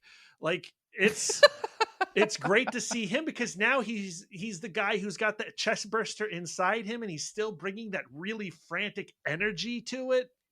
So I like him a lot in this movie. Is he's the what's inside me? Yeah, that guy. What's inside me? But like, the script is awful. Can I tell the story? Can I tell the Joss Whedon story? Sure. Aaron, I don't know if you've heard this, but especially in light of the recent things that have come out about Joss Whedon and just what an apparent horrible person he is, or the way he treats people. Joss Whedon proclaims that the script he wrote is brilliant, and that it's not his fault the movie sucks, but that it's the execution of his script. And everyone was like, well, did they change anything? And he's like, no, it's just the execution. And I'm like, yeah, Brad, I think you're spot on. I think the script is awful. And it makes me even more annoyed at Joss Whedon that he can't own up to the fact that he wrote a pretty awful script, and that's a big part of why the movie's bad. Not the execution, the script is bad. F Joss Whedon. I don't need to support Joss Whedon in any way. It is interesting as a Firefly fan to look at the crew of the Betty as a first draft to that crew. That's true. But yeah, that's all I got. And as far as other things I like about it, I like Ripley falling into the pit of aliens. Just that visual is effective. Yeah. Like her being cradled by the alien. Like just that, that worked for me. I like the underwater stuff, even though like I don't know that all those people could hold their breaths for so long. Those are the things I like about it. I don't know. You also really like the genetic alien clone thing at the end of the movie. You were telling me off air how much you liked the hybrid. Yeah, I think it's a little nose. Yeah, you Aaron, like its nose. Aaron, what do you have to say? Is there anything you actually enjoy about the movie? Janae, he makes this thing look expensive, and I'm not even sure of the budget, so it might be expensive, but it's the characters in the story make this feel like its own Asylum knockoff. It's even the way like the characters like present themselves, like Dan Hedaya is on a different level. Like I've never seen that type of characters. Like but it's like when I'm watching it again, that's where I'm having fun. I'm like, okay, Dan Hedaya is going off. This is fun. No,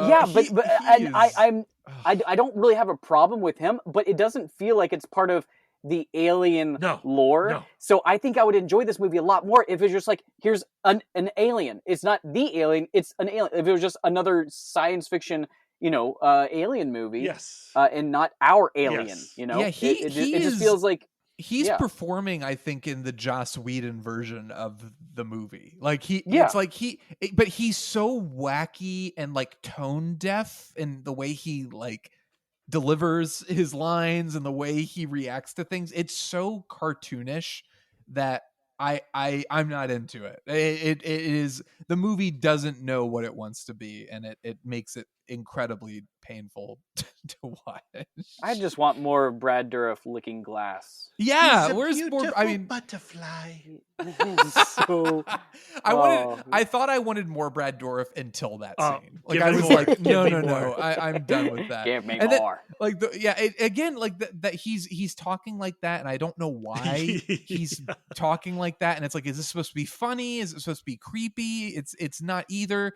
And then when he's like scared of the alien baby, and it's like, well, what did you think was going to happen when you started yelling at it? Like, you didn't think it was going to come crush your head? Like, what did you expect? Like, the movie raises so many questions, and one of the only impressive things it gives us is a legit backwards free throw shot from Sigourney Weaver, which was real. And they had to cut right before Ron Perlman like freaked out because he couldn't believe she'd made that shot. So that's cool. In camera effects. Yeah, That's nice. Yeah, I guess. Yep. That's all I have to say about Alien. I think it's a piece of trash. It's awful. Like it is. I'm shocked that even at 17, I didn't know better. Like that I was tricked just because the movie takes place in outer space. I watched this with Sarah, and this is the one she was the most outspoken about hating with all her being. Which says a lot. It's not good. So I don't know. Anything else we want to say about it? I'm good.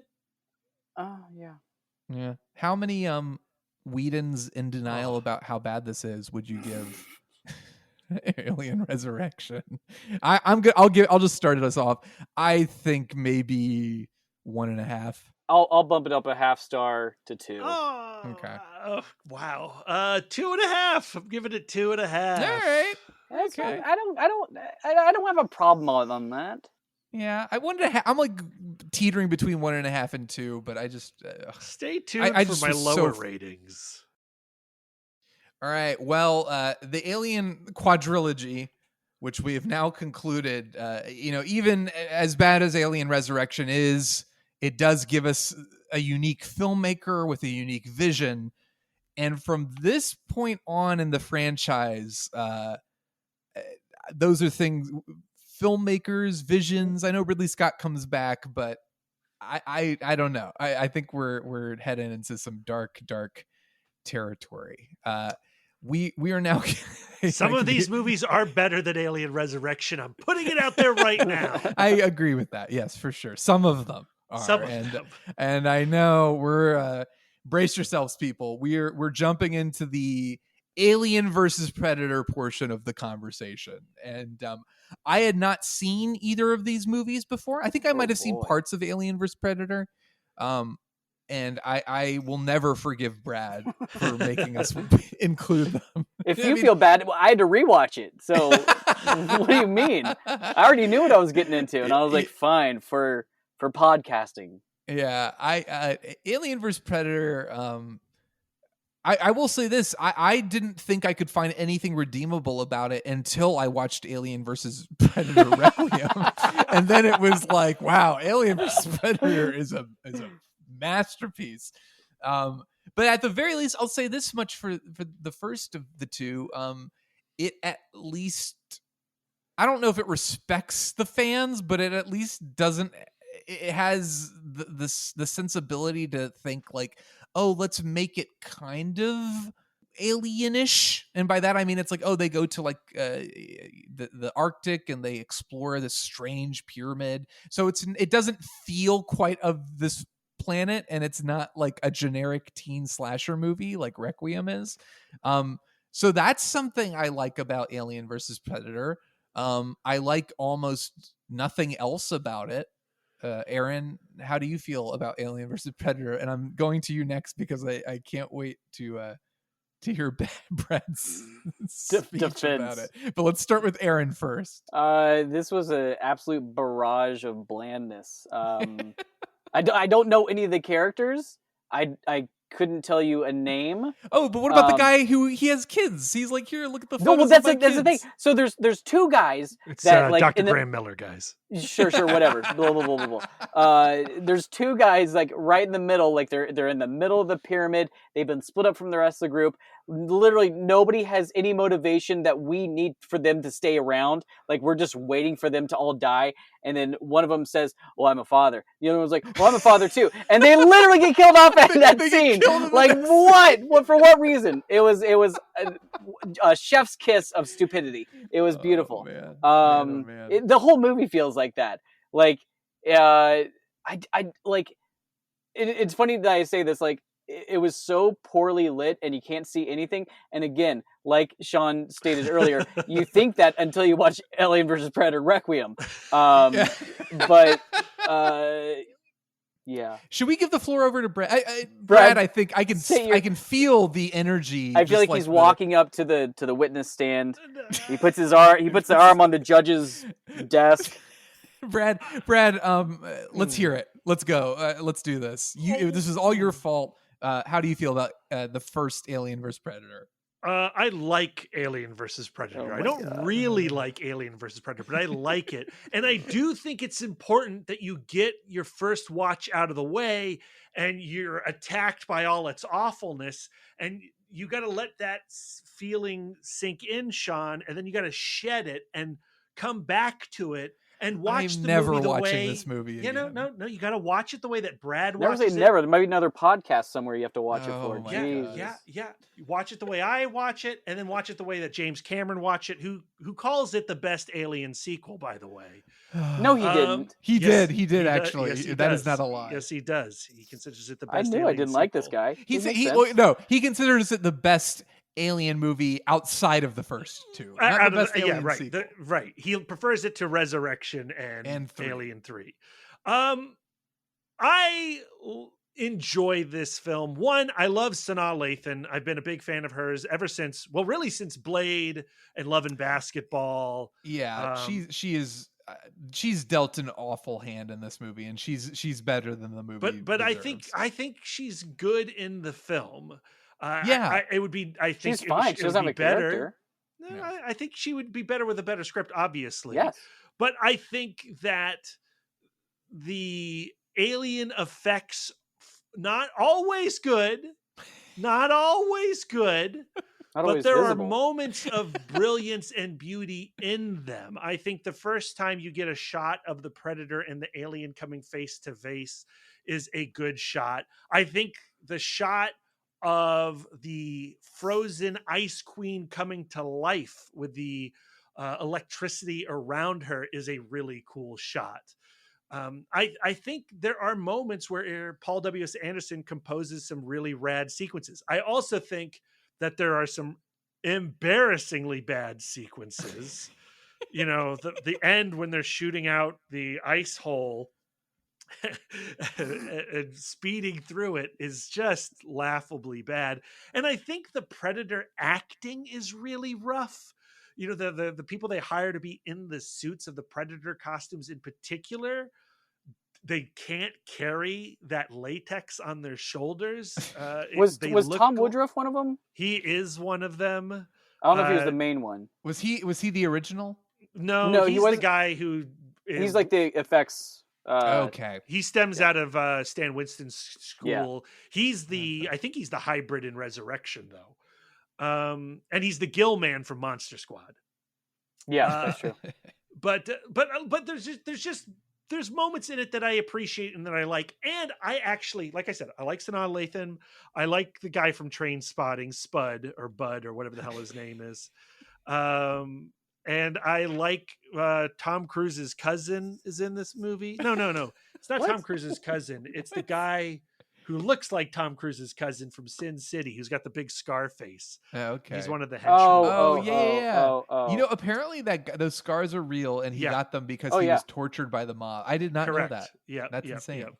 Tommy I think Flanagan, that's his name. Tommy right? He's Flanagan, the other thank you. dad. He and the train spotting guy. They're the dads. I like him a lot in it, and I don't know. It's like a weird position to be put in to say like defend this movie when clearly there are so many things that are bad about it. I like Lance Henriksen in the film. I like the idea of going back to Peter Wayland and the origins of the company. In That felt super arbitrary to me though. Like other than the Easter egg of like, oh, it's Wayland, like it has zero bearing on what happens, and also makes it more confusing. It's like, wait, Wayland was killed, so Yeah. Also, like he's the What? stupidest character. Like he's like on his deathbed while he's in the pyramid, and the predator like leaves him alone. He's like, "Oh, you're not worth it," and he's like, "No, come back after me." And like, I don't know. Like, I just think, you know, I'm clearly I'm the type of person who likes a good trash film, and you guys are like, I know Ingmar I do like a Bergman good trash film. fans. This is Well, it's just boring. That's Yeah. you know, it's so mind-numbingly boring. And then there's something that bad films do that just this is going to sound crazy. Something that really pisses me off with a bad movie is when I can tell it's trying to make me care about the characters, and we've already brought up the dad stuff like, oh, did I mention I have kids? Here's the photo of my kids. Take a photo of me. Like, I feel the screenwriters working overtime, or I guess Paul W.S. Anderson is thinking like, yeah, this is going to make, if I give him kids, people are going to like him. And I just, it annoys me to no end. And then, like I said, I just kept thinking of the efficiency of the first Alien, where it's like, I could not care less about a single person in this movie. I could not care less about all the attempts to like give them backstories and like how Wayland and what's her name, like her dad, like they kind of have like us. Oh, you're kind of like my dad, my surrogate father now, and then he gets killed, and it that stuff infuriates me so much, which is funny because it's like clearly an attempt on behalf of the filmmaker to invest an audience member, but when it feels this like trite and contrived, I just start to get really, really angry. But I think, like, Brad, I know you love trash films, and you have made that apparent on a couple episodes of Missing Frames, but I love trash films when they're fun, and this movie is not fun for me. Like, that's fair. That's fair. It's not fun even a for tight me. 90. It's not even a tight 90. No, it's not a tight 101 minutes. I Like, actually don't do watched the that. If you're director's not cut. going to be like get your stuff done in a tight 90, I don't want you I hear you. around. I hear you. Yeah, that's fair. So The director's cut is worth watching. I think. Wait, is there a director's cut of AVP? It is. It's on HBO Max. You can watch it. It's Wait, Oh worth wait, then I watching. watched that. Oh, Wait, No, do you have you to got to select watch. it? You got to select it. You got to. Oh, you got selected. Oh, Yeah. God. It's part of the I extras. Thank couldn't goodness. I could not watch a longer version of this movie. No. I can't. I just can't. I I was love Bring Sanaa on the Event Lathan. Horizon director's cut, but I don't Yeah. need a director's cut of AVP. I don't need to like be. I don't need 10 more minutes of squinting. Like, what am I looking? Is that a? Does he have? Well, is it's just You is got to the- turn the lights off in your house, Aaron. I was in my listen. I have a legit theater room with the lights off, with my big screen and my surround sound stuff. I tried my best to make a perfect theatrical screening of AVP because I did see it in theater. Oh God.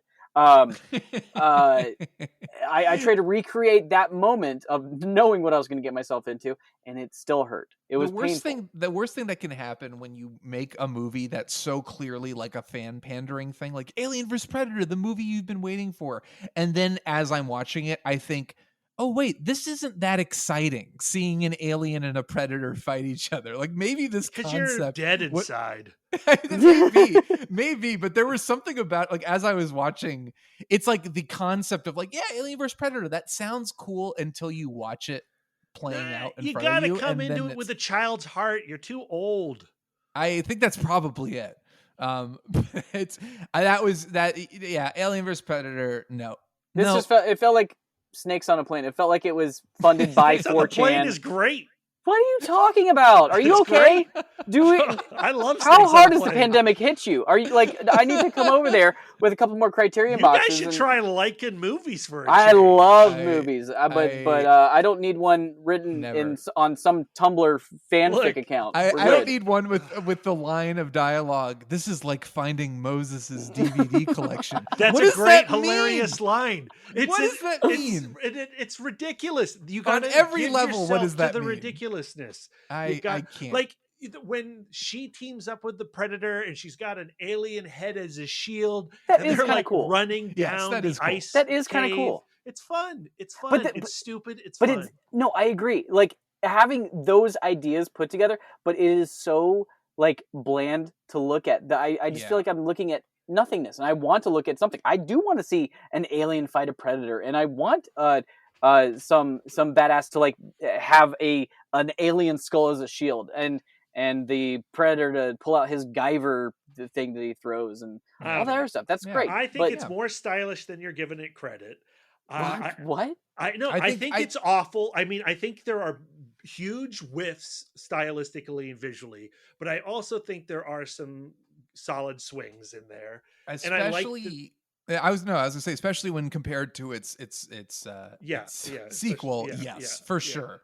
But even if you compare it to the rest of Paul W.S. Anderson's canon, I think this is one of his better movies. I haven't seen enough to know for sure if that's true, but I know enough to not argue with you about that.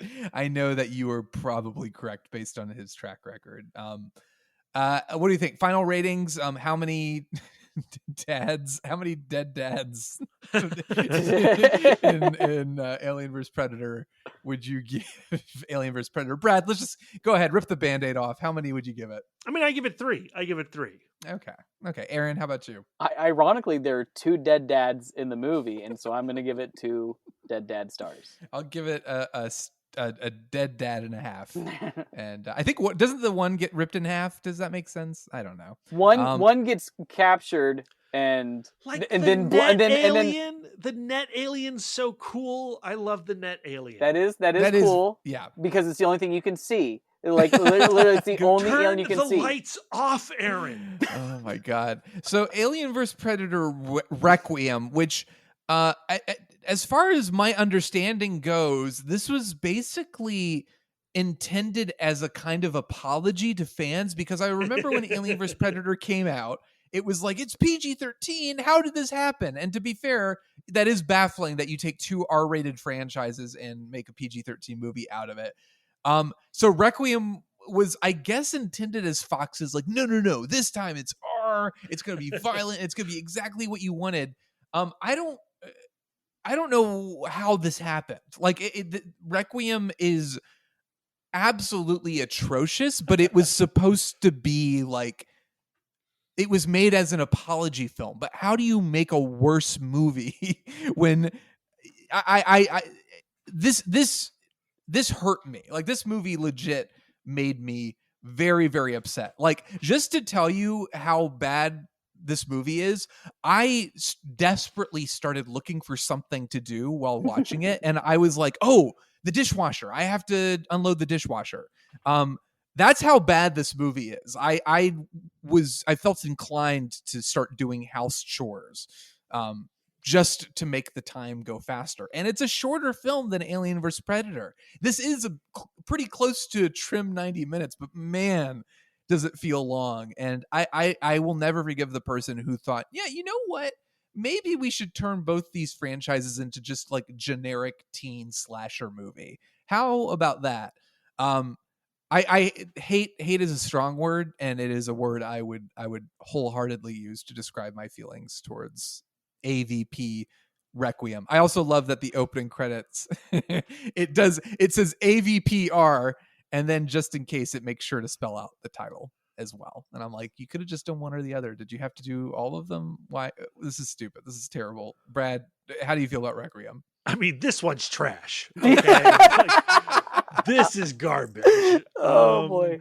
I love the idea of going like, we're going to do it, guys. We're going to give you AVP rated R. You're going to love it. And it is just abysmal. And you can turn the sun out and you can't see this movie. It's so dark. It's like you have to like turn your brightness up on your TV. You got to like seal your windows with electrical tape. You can't see anything that's going on in this film. It's so infuriating. That being said, Oh no! Oh no! Oh no! There are moments that I enjoy. I do like how it picks up immediately after the last film with the birth of the Preda-alien. And I love the idea of calling anything a Preda-alien. Like, just such a bad name for the Predator-alien combo. But I do love it. Predalien. And the Pred-alien that you see birthed in AVPR is different than the one that you see birthed at the end of Alien versus Predator, and it's somehow worse. I don't know why you can't just copy the footage from the last movie, but they chose not to. I also like that the father and son hunting team go down so quickly, and you see that face hugger hit that kid. That's shocking. Like, that's like a 10-year-old boy when the chest burster comes out of the kid. I was like, all right, well, here we go. AVPR, and that's as hard R as the movie gets, and it never returns to that sort of like, you were metal and violent and everything your parents hate, because it's really atrocious, and the cast is embarrassingly bad. And I don't even want to name the people involved. No, I'm sure they would prefer that you don't. Aaron, how about you? It's not even just that, like, you can't see anything. Like, the lighting is so absolutely poor. Like, the way shots are framed, the way action is handled, like everything, it's so mismanaged, and it's all thanks to the infamous the brothers Strauss, who, if you know the story behind them and Skyline, like, they're just garbage filmmakers, like two garbage, effects artists who became garbage directors. Congratulations on being terrible at both. I like Skyline. Scott, are you serious? The last 10 minutes. I like the last 10 minutes of Skyline. Okay, that will you have to make sure to clarify. You don't say something like that. Oh my god. I like the last 10 minutes of Skyline, and I love the Frank Grillo Iko Uwais sequel Beyond Skyline. That one I love. That's fine. They had nothing to do with that. Yeah, but Skyline had to happen for me to get Beyond Skyline. So I like Skyline. I don't think they did. What is the first Skyline have to do? Hey, we're going on the Skyline. Well, that's next. That's the next Franchise Boys episode. I got nothing to say with this one. Like, I was bored out of my skull. I desperately wanted. I didn't care who. I didn't care if it was the alien or the predator or the Pred-alien or the whoever, or it was the cops or if it was the government. Just annihilate this town, get it over with. Yeah, it took too long. Just kill everybody, please. That's all I want. That's all I want. I will say this: there is one award I will bestow upon this film. Of all the films the three of us have watched together, and we've watched some bad ones, I think this is the worst film the three of us have discussed. I would defy either of you. I mean, Rocky V, bad, not Alien vs. Predator, Requiem, bad. Nightmare on Elm Street, I mean, maybe the reboot. No, they're all better. Yeah. No, they're all better. Yeah, they're all but better. Like, not even. Like, yeah, exactly. This like, I think this gets the privilege of being the worst film we've discussed in any podcast. I guess I'm going to say I agree with that. So that's really the last thing I have to say about it. I don't want to waste any more breath with it. I want to get to the rating right now. I think Prometheus and Alien Covenant deserve more conversation. So final ratings. Brad, watch yourself. How many child chest burstings did you give AVPR? Aaron, we'll start with you this time. You can get a single star. I don't care anymore. Brad, how about you? A single one. This gets half a child. I don't know if I've ever given anything a half. I feel like if you put something on the screen, you've already done a better job than I have. So I feel like I have to give you at least a star that you've done something with your life. The half-star option is there, and I will use it. I know. I think the only half-star movie I have on Letterboxd is The Room. I enjoy The Room more than this movie. Yeah. I mean, I enjoy it more too. My whole feelings around The Room are confused, and that's why it gets a half star. I can't wait to hear that on a future Between Takes episode. So let's move on to Prometheus, which was the attempt. We bring Ridley Scott back. We're attempting to breathe some life back into the Alien franchise, but not just that, to lend it some credibility again, to kind of make it cinema in a way that it had not been since 1986. So this was what, 2012? I'm not going to do the math in my head. I dare not do the math in my head to say, but it had been over 2 decades since a worthwhile Alien film. Sorry, Aaron. I know, but I think the general consensus was that there hadn't really been an unquestionably great Alien movie since Aliens, and Prometheus, I guess, was the attempt to make it elegant again, to make it feel like it had substance. And especially, it is, watching Prometheus after Alien vs. Predator does have that feeling of like, oh yeah, I'm watching at least a capable filmmaker. But I remember seeing Prometheus in the theater and really not liking it, and feeling like it was trapped between just the sheer like ridiculousness and convoluted nature of Ridley Scott's desire to tell a creation story, but also like basically saying, what, like Fox saying we're not into it, and then Ridley Scott said, okay, but what if I make it an Alien movie? And then they're like, hey, now you're talking. So I thought it was kind of a mess. I still feel that way. I still feel like it's kind of a mess. But Aaron, I think you're more of a Prometheus apologist. So I don't know. Prometheus apologist. Okay, so let's hear it. I really think this is a great movie. I think there is a lot to take away from this. I do like when Ridley Scott starts diving in. First off, I think it's easy to say that this is a beautiful looking film. Like, it looks great. The effects are great. The cast is fantastic. I don't understand why Guy Pearce is in old man makeup. Things are confusing.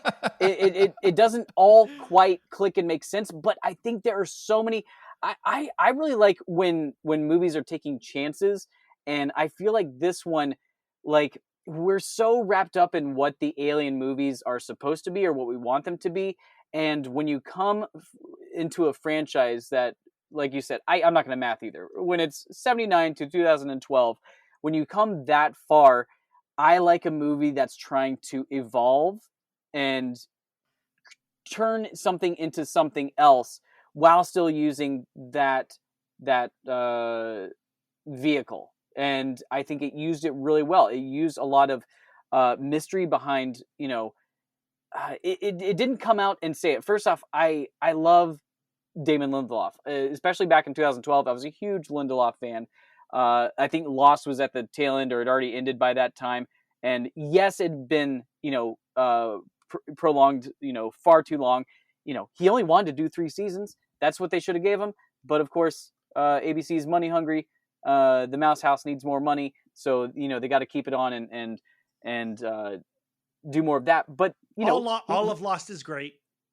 I will go to bat for Lost. I'm there with you, and so I found like that sort of cohesiveness of him telling this mythology and spirituality mixed in with the alien lore to be something completely fascinating, and that's something that I feel like it's the same sort of chemistry, but a completely different kind of chemistry that Dan O'Bannon and Ridley Scott had from the beginning. And I love this. I love especially Fassbender in this role, and I think he is the key. That's going to spoilers for the next film coming up. I think there's something interesting that goes on with that one. David is a vastly interesting character, and I think he deserves a lot more credit than we give them credit for. I think everybody's kind of looking for the alien. Where's the alien going to show up? How's it going to get here? And I think people are too focused on that as opposed to what Ridley Scott really wants to tell us. Brad, how do you feel? This movie's garbage. I hate Prometheus. I think it's a very pretty looking movie at times. I think the cinematography is good. I think the special effects are good. I think the score is awesome. The score is the best thing about Prometheus. And Michael Fassbender as David is fascinating, and I wish the movie was about him. I think Noomi Rapace as Elizabeth Shaw is awful. I don't think she's particularly good in the movie, and I think her character is wretched. Charlize I have to Theron, say, everyone after- What do you loves- mean? What do you mean wretched? Well, I mean, horribly constructed and cliche and lame. I was gonna say, when I went off on a tangent talking about how much I hate when movies try to tell me that, like, oh, you like this character because they have kids. Noomi Rapace's whole "I can't have children" Yeah, thing don't like is that for me in this movie. And when then, I mean, it's the payoff. The C-section scene is a standout moment in Prometheus for me. Like, I that's a great moment, but like the goofiness of trying to give her depth through that child, like her inability to have a child, and then her like really like shallow relationship with what's his name.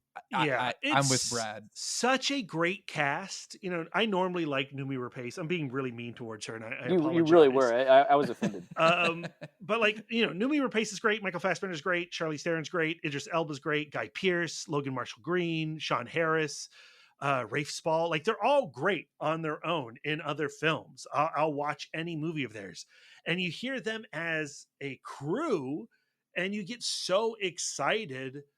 But this movie just does nothing with them. And It also makes them all morons. Like, yeah, there's some bad head work going That, on. that all right. That's the one that really gets me. Is people say a lot of like, you know, oh, these characters are really stupid. I am very sorry. I have just watched a year go by of absolute morbid stupidity from an entire world. And we're talking about, a guy that is like I don't know what is a zoologist, and he's like wanting to pet an alien snake. That's probably what a zoologist would do. Or like, that doesn't bother me. Like, yeah. I mean, I do think there's weird head work in there, and it's easy to go like, what are you doing? Because, you know, you always shout out at the audience. I think it's the cliche of like that moment has been in so many stupid movies of like, oh, the cute little thing, and then it like bites your face off. I think that it's not the like. I think you're right, Aaron. I think the past year has proven that there are very many stupid people. Many, I always knew they were out there, but there are many more than I thought there were. But I think when you're watching a movie and you have to deal with the tropes of like, hey, it's a foreign planet, let's like take off our helmets, let's breathe in this air, let's like not tell anybody about the alien slug in our eye and just like let it turn us into a space like zombie. To me, none of that stuff's a problem if you're having fun with the movie, or if the movie is bringing something else to the table. And for me, Prometheus just does not deliver, because like in a lot of ways it feels like David Fincher on Alien 3. Like, you feel like Ridley Scott wants to make another film and he is denied that. But you don't think that creating this mythology and this like this sort of mystery is creating something that's interesting as opposed to it could be, but then it ultimately becomes like the engineer, we meet him, he goes wild, he starts ripping heads off, it's very scary, we're gonna birth an alien onto the Alien franchise. I think that's how I feel too. Is it would have been better if it wasn't an alien movie, like the need to turn it into that universe, because all I'm thinking is like, I could not care less where the aliens come from. The aliens to me are terrifying because I don't know anything about them. So when you start to try to explain, well, no, it's the creators of humanity that they, you know, the face hugger attached to one of them, and then it kind of, I'm like, no, I don't, I just don't care. But that wasn't what created the alien. Yeah, we learn about that in the next movie, but there's an implication, I think, in Prometheus, because I don't think they knew Alien Covenant was going to go as far in that direction.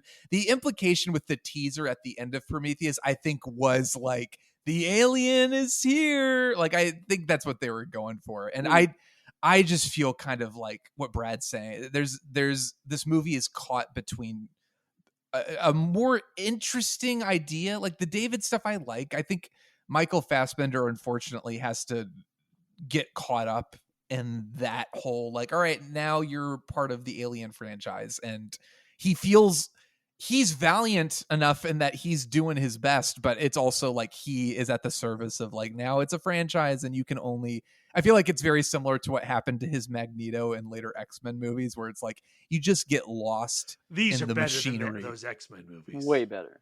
But I think the thing that I respond to is it takes a completely contextless scene from Alien with the space jockey and like molds a story around that and just says, why is this thing here? What is this thing doing? And I just it takes a huge whiff. What's that? And it's a huge whiff, like the revelation I don't find it a huge whiff. I found it really interesting, and I found like kind of doing hearing other people and their interpretation of what was going on, because it's not a real hold your hand sort of story. They leave a lot of open-endedness, and especially when it comes to the black goo stuff, like what does it do and how does it work? It never works the same way twice, I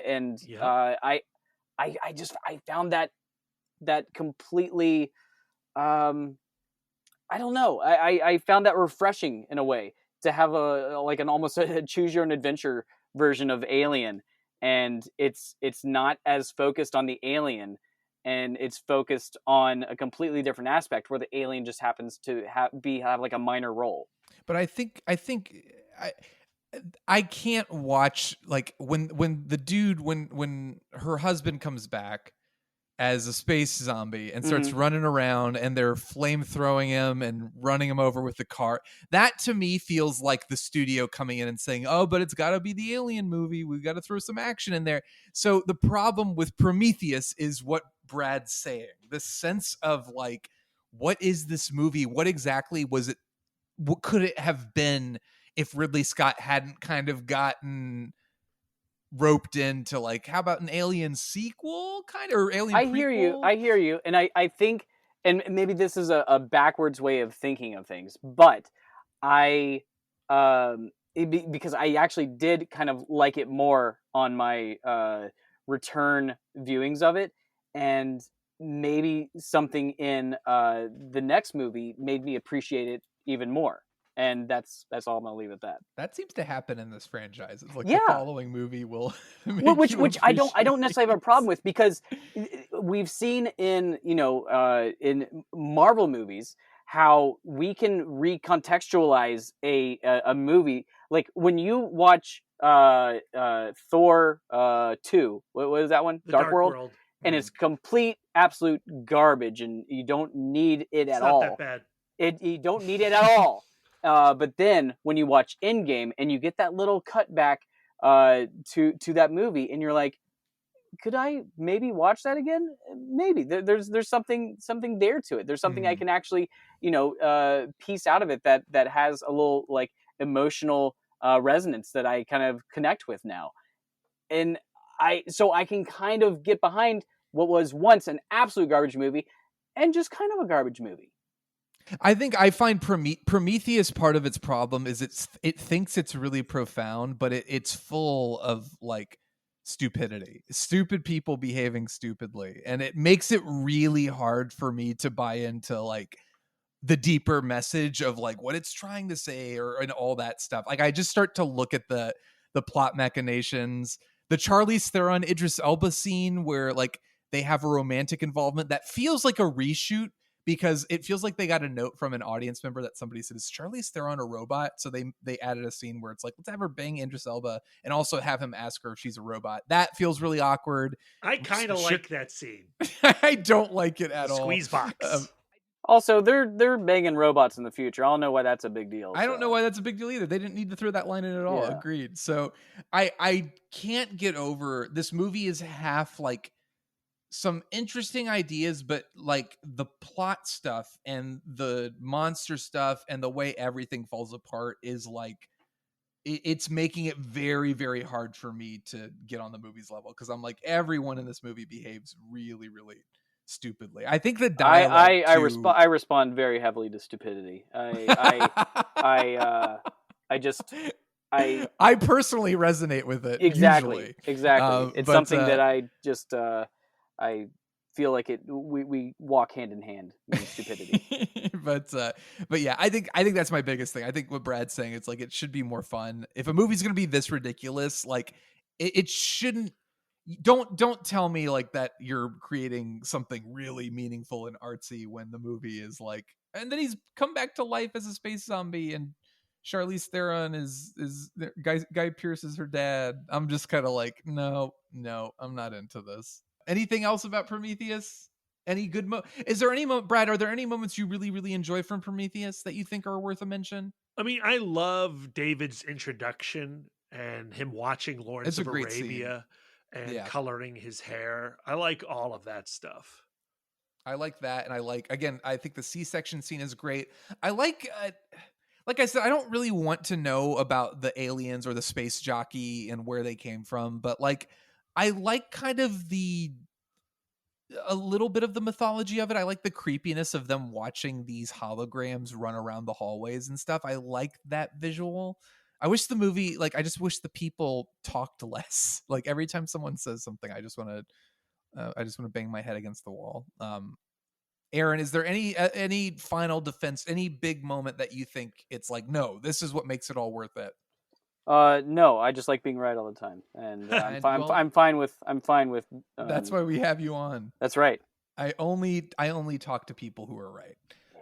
So I guess, final ratings for Prometheus. How many old Guy Pearces would you give Prometheus, Aaron? Oh, I would take endless Guy Pearces, but I'll just give it 4 for right now. Brad, how about you? 2. I'll give it 2 as well. Okay. And this brings us to our final film. I can't believe, man, this is our longest, most epic episode yet. Alien Covenant. I think this was that by this point they'd realized, like, let's not even beat around the bush. Let's just flat out admit that we want Ridley Scott to make an Alien movie again. And I saw this one in theaters as well. And I think I liked it less when I saw it in theaters. I don't particularly like it now, but I think I like it more than Prometheus, because at least it's not trying to pretend it's not an alien movie. But then on the flip side, the Prometheus stuff is what holds Alien Covenant back. It's like the opposite. It's the mirror world version of Prometheus, where Prometheus, the alien stuff holds it back, and in Alien Covenant, the Prometheus stuff holds it back. So it's like two completely different movies that should have been their own separate entities, that because they kind of mixed together, they end up decreasing the quality of each other. But I think I like Alien Covenant more just from the fact that it's, I don't know. I don't think I have a good reason for liking it more. You know what? Somebody else talk. Brad, Alien Covenant, how do you feel? I like Alien Covenant a lot more than Prometheus. I don't love it, but I think the cast is stronger and better put to good use. I think that all the stuff with David and Walter is fascinating, and I think Michael Fassbender gives one of his best performances in the scene where they are acting against each other. And that's also, speaking of weird dialogue, talking about watch me, I'll do the fingering, gentle pressure on the holes. Yeah, I was just love is this... all of that. But like that like weird sexual electricity between Michael Fassbender and himself. I'm into great. all of that. I like all It's that. great. I also think that Catherine Waterston's a phenomenal actor, and I think that her character is maybe a little two-dimensional and maybe a bit of a wannabe Ripley in this film. Yeah. But she's a good wannabe Ripley, and I like Danny McBride and I like Damien Bashir. So just hanging out with these people, I just enjoy it a little bit more. And like, it's really not until this film where I really wanted Ridley Scott to push the stuff that he was exploring in Prometheus even further. So even though Alien Covenant becomes more of an alien film in this entry, it's all the stuff around the alien xenomorph stuff that I actually find more interesting. And it's the hints of all the David stuff that we got in Prometheus that I want more of. And I would gladly see a third film in this franchise after Covenant. I would agree with that. I don't know if I want to see a third film Well, you're not because I gonna- haven't enjoyed the other two, but I did feel a sense of sadness knowing that, like, because this movie didn't do great box office, we're probably not going to get another one. And I did feel a sense of like, oh no, I would maybe not like to see it, but it does feel like it deserves another one. Like, I really want to know, what was Ridley Scott's first draft, his dream draft of Prometheus that brought him to tell this story? Yeah. And how did it all get mixed up? And again, it just feels like Fincher on Alien 3. Yeah. Aaron, how do you feel about, as the Prometheus fan in the group, how does Alien Covenant fare for you? I think it's a great addition to Prometheus. I think it enhances each other really equally, and I agree. There are parts where, like, it doesn't fully come to fruition, but this is the David show now, and I am completely all for it. And yeah, as Brad was saying, this becomes more of an Alien film.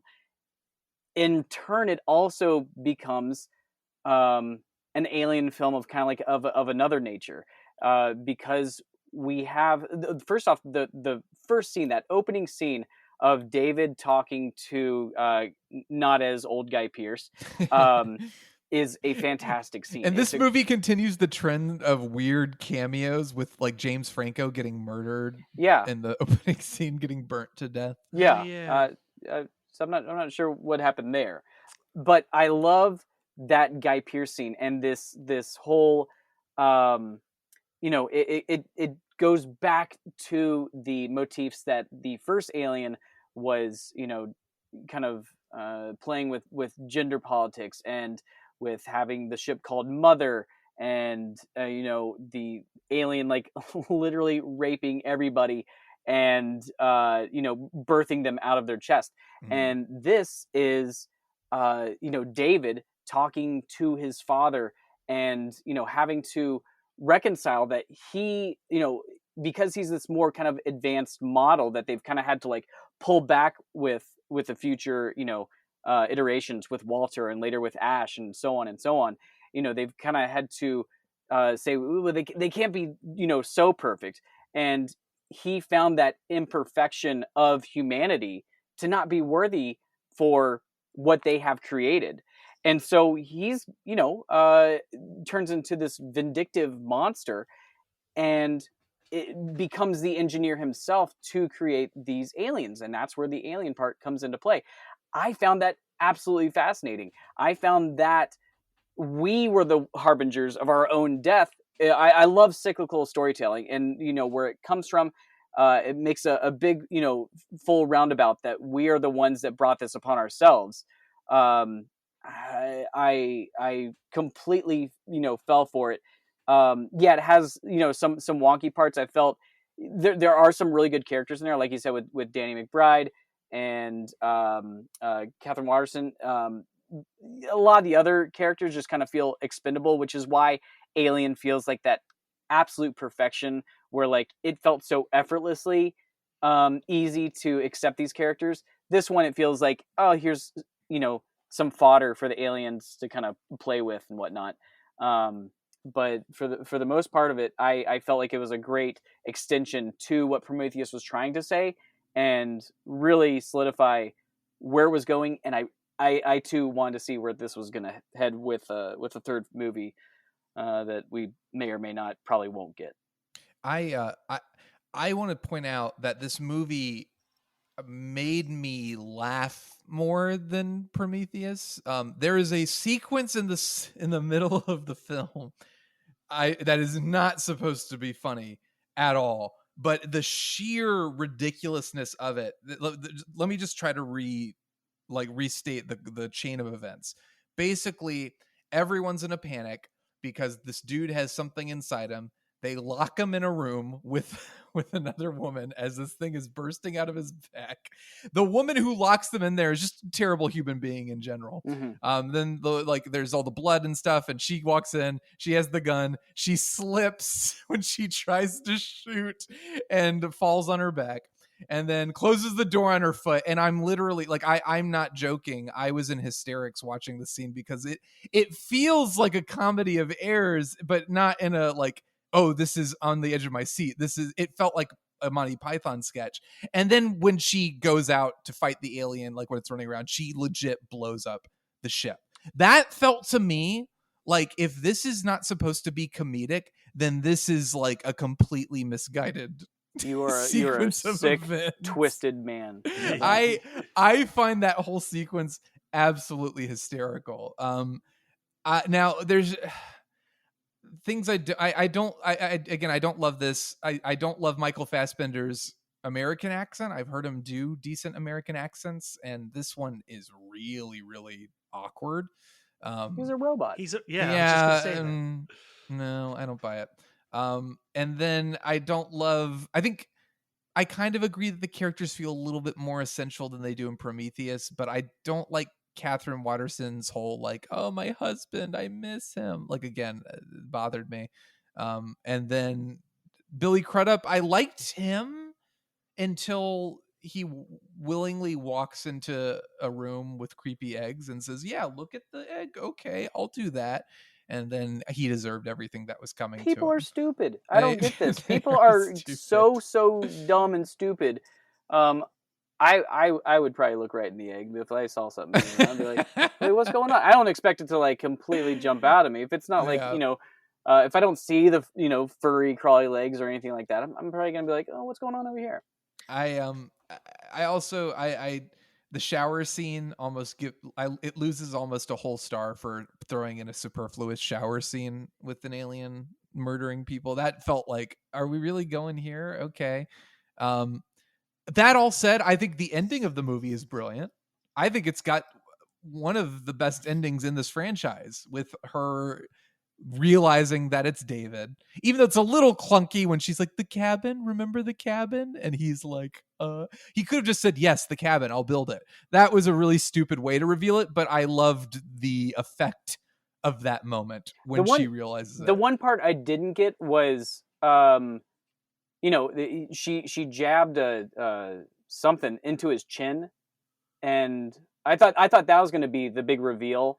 Yeah, that would have been like, maybe it didn't play as well. Like, maybe people didn't pick up on it, but that would have been better. Yeah. Like, it just felt like the cabin. Like, if you're David pretending to be this other guy and doing a decent job of it up to that point, for you to not immediately respond, the cabin and we're going to build it together. Oh no, I agree with that. I'm saying I didn't even see a visible mark, and I thought like that was going to be the real reveal. And I'm pretty sure like when I looked at his chin really well, it didn't look like there was a mark there. So I was like, is that a continuity error? I think you should have written that scene. I completely agree with you. I think for sure like that would have been better. But I loved like that really nihilistic ending of him just being like, shush, shush, like, I'll take care of the children. And that's where it turns into something that's completely different, and I'm all for it, because what is more alien to us than artificial intelligence, something that we have created that we can't control. And when speaking about the alien, what are we speaking about? It just I really like that. We're so focused on the xenomorph just because it's so flipping cool. It's such a great creature and monster, and something that's like haunting and scary, but there's a lot more scary aliens out there, especially the ones that we create ourselves, Yeah. I think like that ending, just contrasting it with the alien face off, which again is just Alien 1. Like, she kills the alien by shooting it out of the spaceship, and they smash it with a car, and they blow it out of the airlock. It just felt like this is the same movie. Oh, it's a complete repetitive of every alien that's come before it. They always got to, smash it out of an airlock and like, okay. After Aliens, and at least Ripley fights, like, it's like there's an actual fight scene there. to differentiate it. But after that, I'm like, I'm done. No more blasting aliens out of airlocks. So again, it's the pretentiousness of the movie to be like, we have big ideas, but also we're going to blast an alien out of the airlock again because we don't have any other ideas. That's where I think the Prometheus movies kind of To be fall. fair, It's like Alien versus Predator Requiem never blasted an alien out of it. And It's true. Alien versus Predator 1, that went to the bottom of the ocean, the very cold ocean. That's What? true. That's how they killed it. Is that not how they killed the alien in the theatrical cut? Oh, I I think don't I think I was remember. staring blankly through the Yeah, screen at that, I by think I that was point. pondering my No. existence and what They I'd done sink to that myself. queen. Sink that Yeah. queen. I in think the I was ocean just like floor. muttering Brad's death and like Oh. and like thinking of Yeah. all the ways I could murder you. Oh. I think the alien stuff by this point feels tired, and I feel I agree. I would agree. hate to think that Ridley Scott is so like done with it, but like to me, especially with Alien Covenant, like Ridley Scott's not the guy you wanted to come back and make an No. Alien sequel. No. It's baffling to me that this franchise never tried to do another Aliens. You know, Yeah. and like maybe AVPR And was it is Neil the Blomkamp? closest- Neil Blomkamp pitching was one? on. Yeah, he was completely going to retcon 3 and just make a sequel to Aliens. Like and I want to see an alien war movie. Like we had the Space Yeah. Marines conflict on LV-426. Let's see the xenomorphs running loose on Earth. Let's have a war. That's what I'd like to see. That's what 3 was supposed to be. I think like It was originally one of the the scripts. the it's also kind trailer of what was Alien like- versus AVP 2 is kind of that too. So kind of running amok. Well, the trailer for Alien 3 was like on Earth, everyone can hear you scream, and the Yeah. implication was that it was going to be that, and then it was just, you know, we're So past Alien 3. We're on Alien We're Covenant. never past Alien Is 3, there never. is there anything about Alien Covenant that works, that doesn't work for you guys? Any standout moments that you believe deserve note here? No, nothing. That's I like says the it all. neomorph design. Is that the one, the creepy, like the pale one? Yeah, I like that guy. Yeah, I like when it's just standing there. That's pretty horrifying. I Pretty like cute. I like that. Yeah. David. right. David's just he's a great character. I want more of him. I want him getting more sadistic, and yeah, that's it. I could agree with that. I think this movie feels like an awkward. It's like almost like a distraction from it's like a holding pattern for David's story in a way that it's like you wish you'd gotten more of it. And the promise of a third movie is like, oh, that's what this movie could have been. It's unfortunate that it also had to be an alien movie, and that Ridley Scott clearly is not as excited about making alien movies anymore. Well, in that case, final ratings. How many awkward American Fassbender accents would you give Alien Covenant, Brad? 3. I give it 3. Aaron? 3.5. I will give it 2. Tied with Prometheus. That's it. We did it. Yeah. How did we do it? I don't know how we made it through. I'm still amazed that we're still standing after Alien vs. Predator, but I think that just speaks to us as people. Can we all do rankings? Are we capable of doing rankings? Oh yeah. I think okay. I'm gonna try to do. I'll start us off. I'll try to do my ranking without looking at anything. I think it goes Aliens, Alien. Then this is where it gets weird. I think maybe I might say Alien 3. Then I would do Alien Covenant, Prometheus, Resurrection, AVP 1, AVP Requiem. That's my ranking. Aaron, how about you? I feel like I have to look at the. Wait, here we go. I got it. Yeah, take a Okay, moment. yeah, I gotta look at. Well, for me, it's Alien is number 1. Okay. Okay. I'm going. All right. You guys might call me blasphemous. This might be sacrilegious. Uh-oh. It's going Alien 3 over Aliens. Damn. I'm doing it. And then I'm gonna go Prometheus. Then I'm gonna go Alien Covenant, and then Resurrection. Then AVP 1, AVP 2. Oh, but Aliens is after Alien 3. Yeah. Okay. I thought you were getting real crazy for a No, second. no, they're close head and head. There's something I really like about the trajectory of Alien 3, even though yes, messy is all get out. Real easy. Alien, Aliens, Alien 3, Alien versus Predator, Covenant, Resurrection, Prometheus, AVPR. Wow. Wow. AVP over those. This has been, I think this more, maybe Rocky, but I feel like this has been the most diverse of rankings and ratings that we've done yet. Like, I think we've been the most, yeah. Brad and I are not on talking terms right now. It's all over. Well, guys, I mean, we've been talking for 2.5 hours about alien movies, but the fact that it's been an absolute blast speaks to just how wonderful you two are and how much I enjoy talking with you. And I thank you again for coming back to the show to do this. Oh, we appreciate it. Thank you so much. Love being here. And I want you guys to share with the internet where people can find you if they want hours and hours more content. And Brad, we'll start with you. You can find me on all social medias at Mouth Dork. You can follow my other podcasts, In the Mouth of Dorkness, at ItModcast. Eventually we'll record again. And Comic Book Couples Counseling, I host with my wife, Lisa, at CBCC Podcast. And then I host this other podcast with Aaron sometimes. Aaron, do you want to tell us about that podcast? I do. You can find us at Rest in Pictures Podcast, where we talk about dead people and movies. We haven't been on in a while, been on an extended hiatus. We'll Pandemic. see if we get back to it. Been in the pandemic blues, but we're trudging through it. You can find me at A Cool Hand Fluke on Twitter, Letterboxd, writing reviews solely for my own giggles. That's about it. And I am at Yay Shawn Dorman on Twitter. I'm Shawn Dorman on Letterboxd.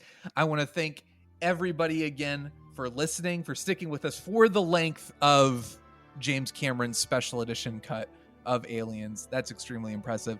Brad, Aaron, always a pleasure. Looking forward to our next franchise watch. And I'd go ahead and say this is the Franchise Boys, last survivors of the Alien franchise rewatch, signing off.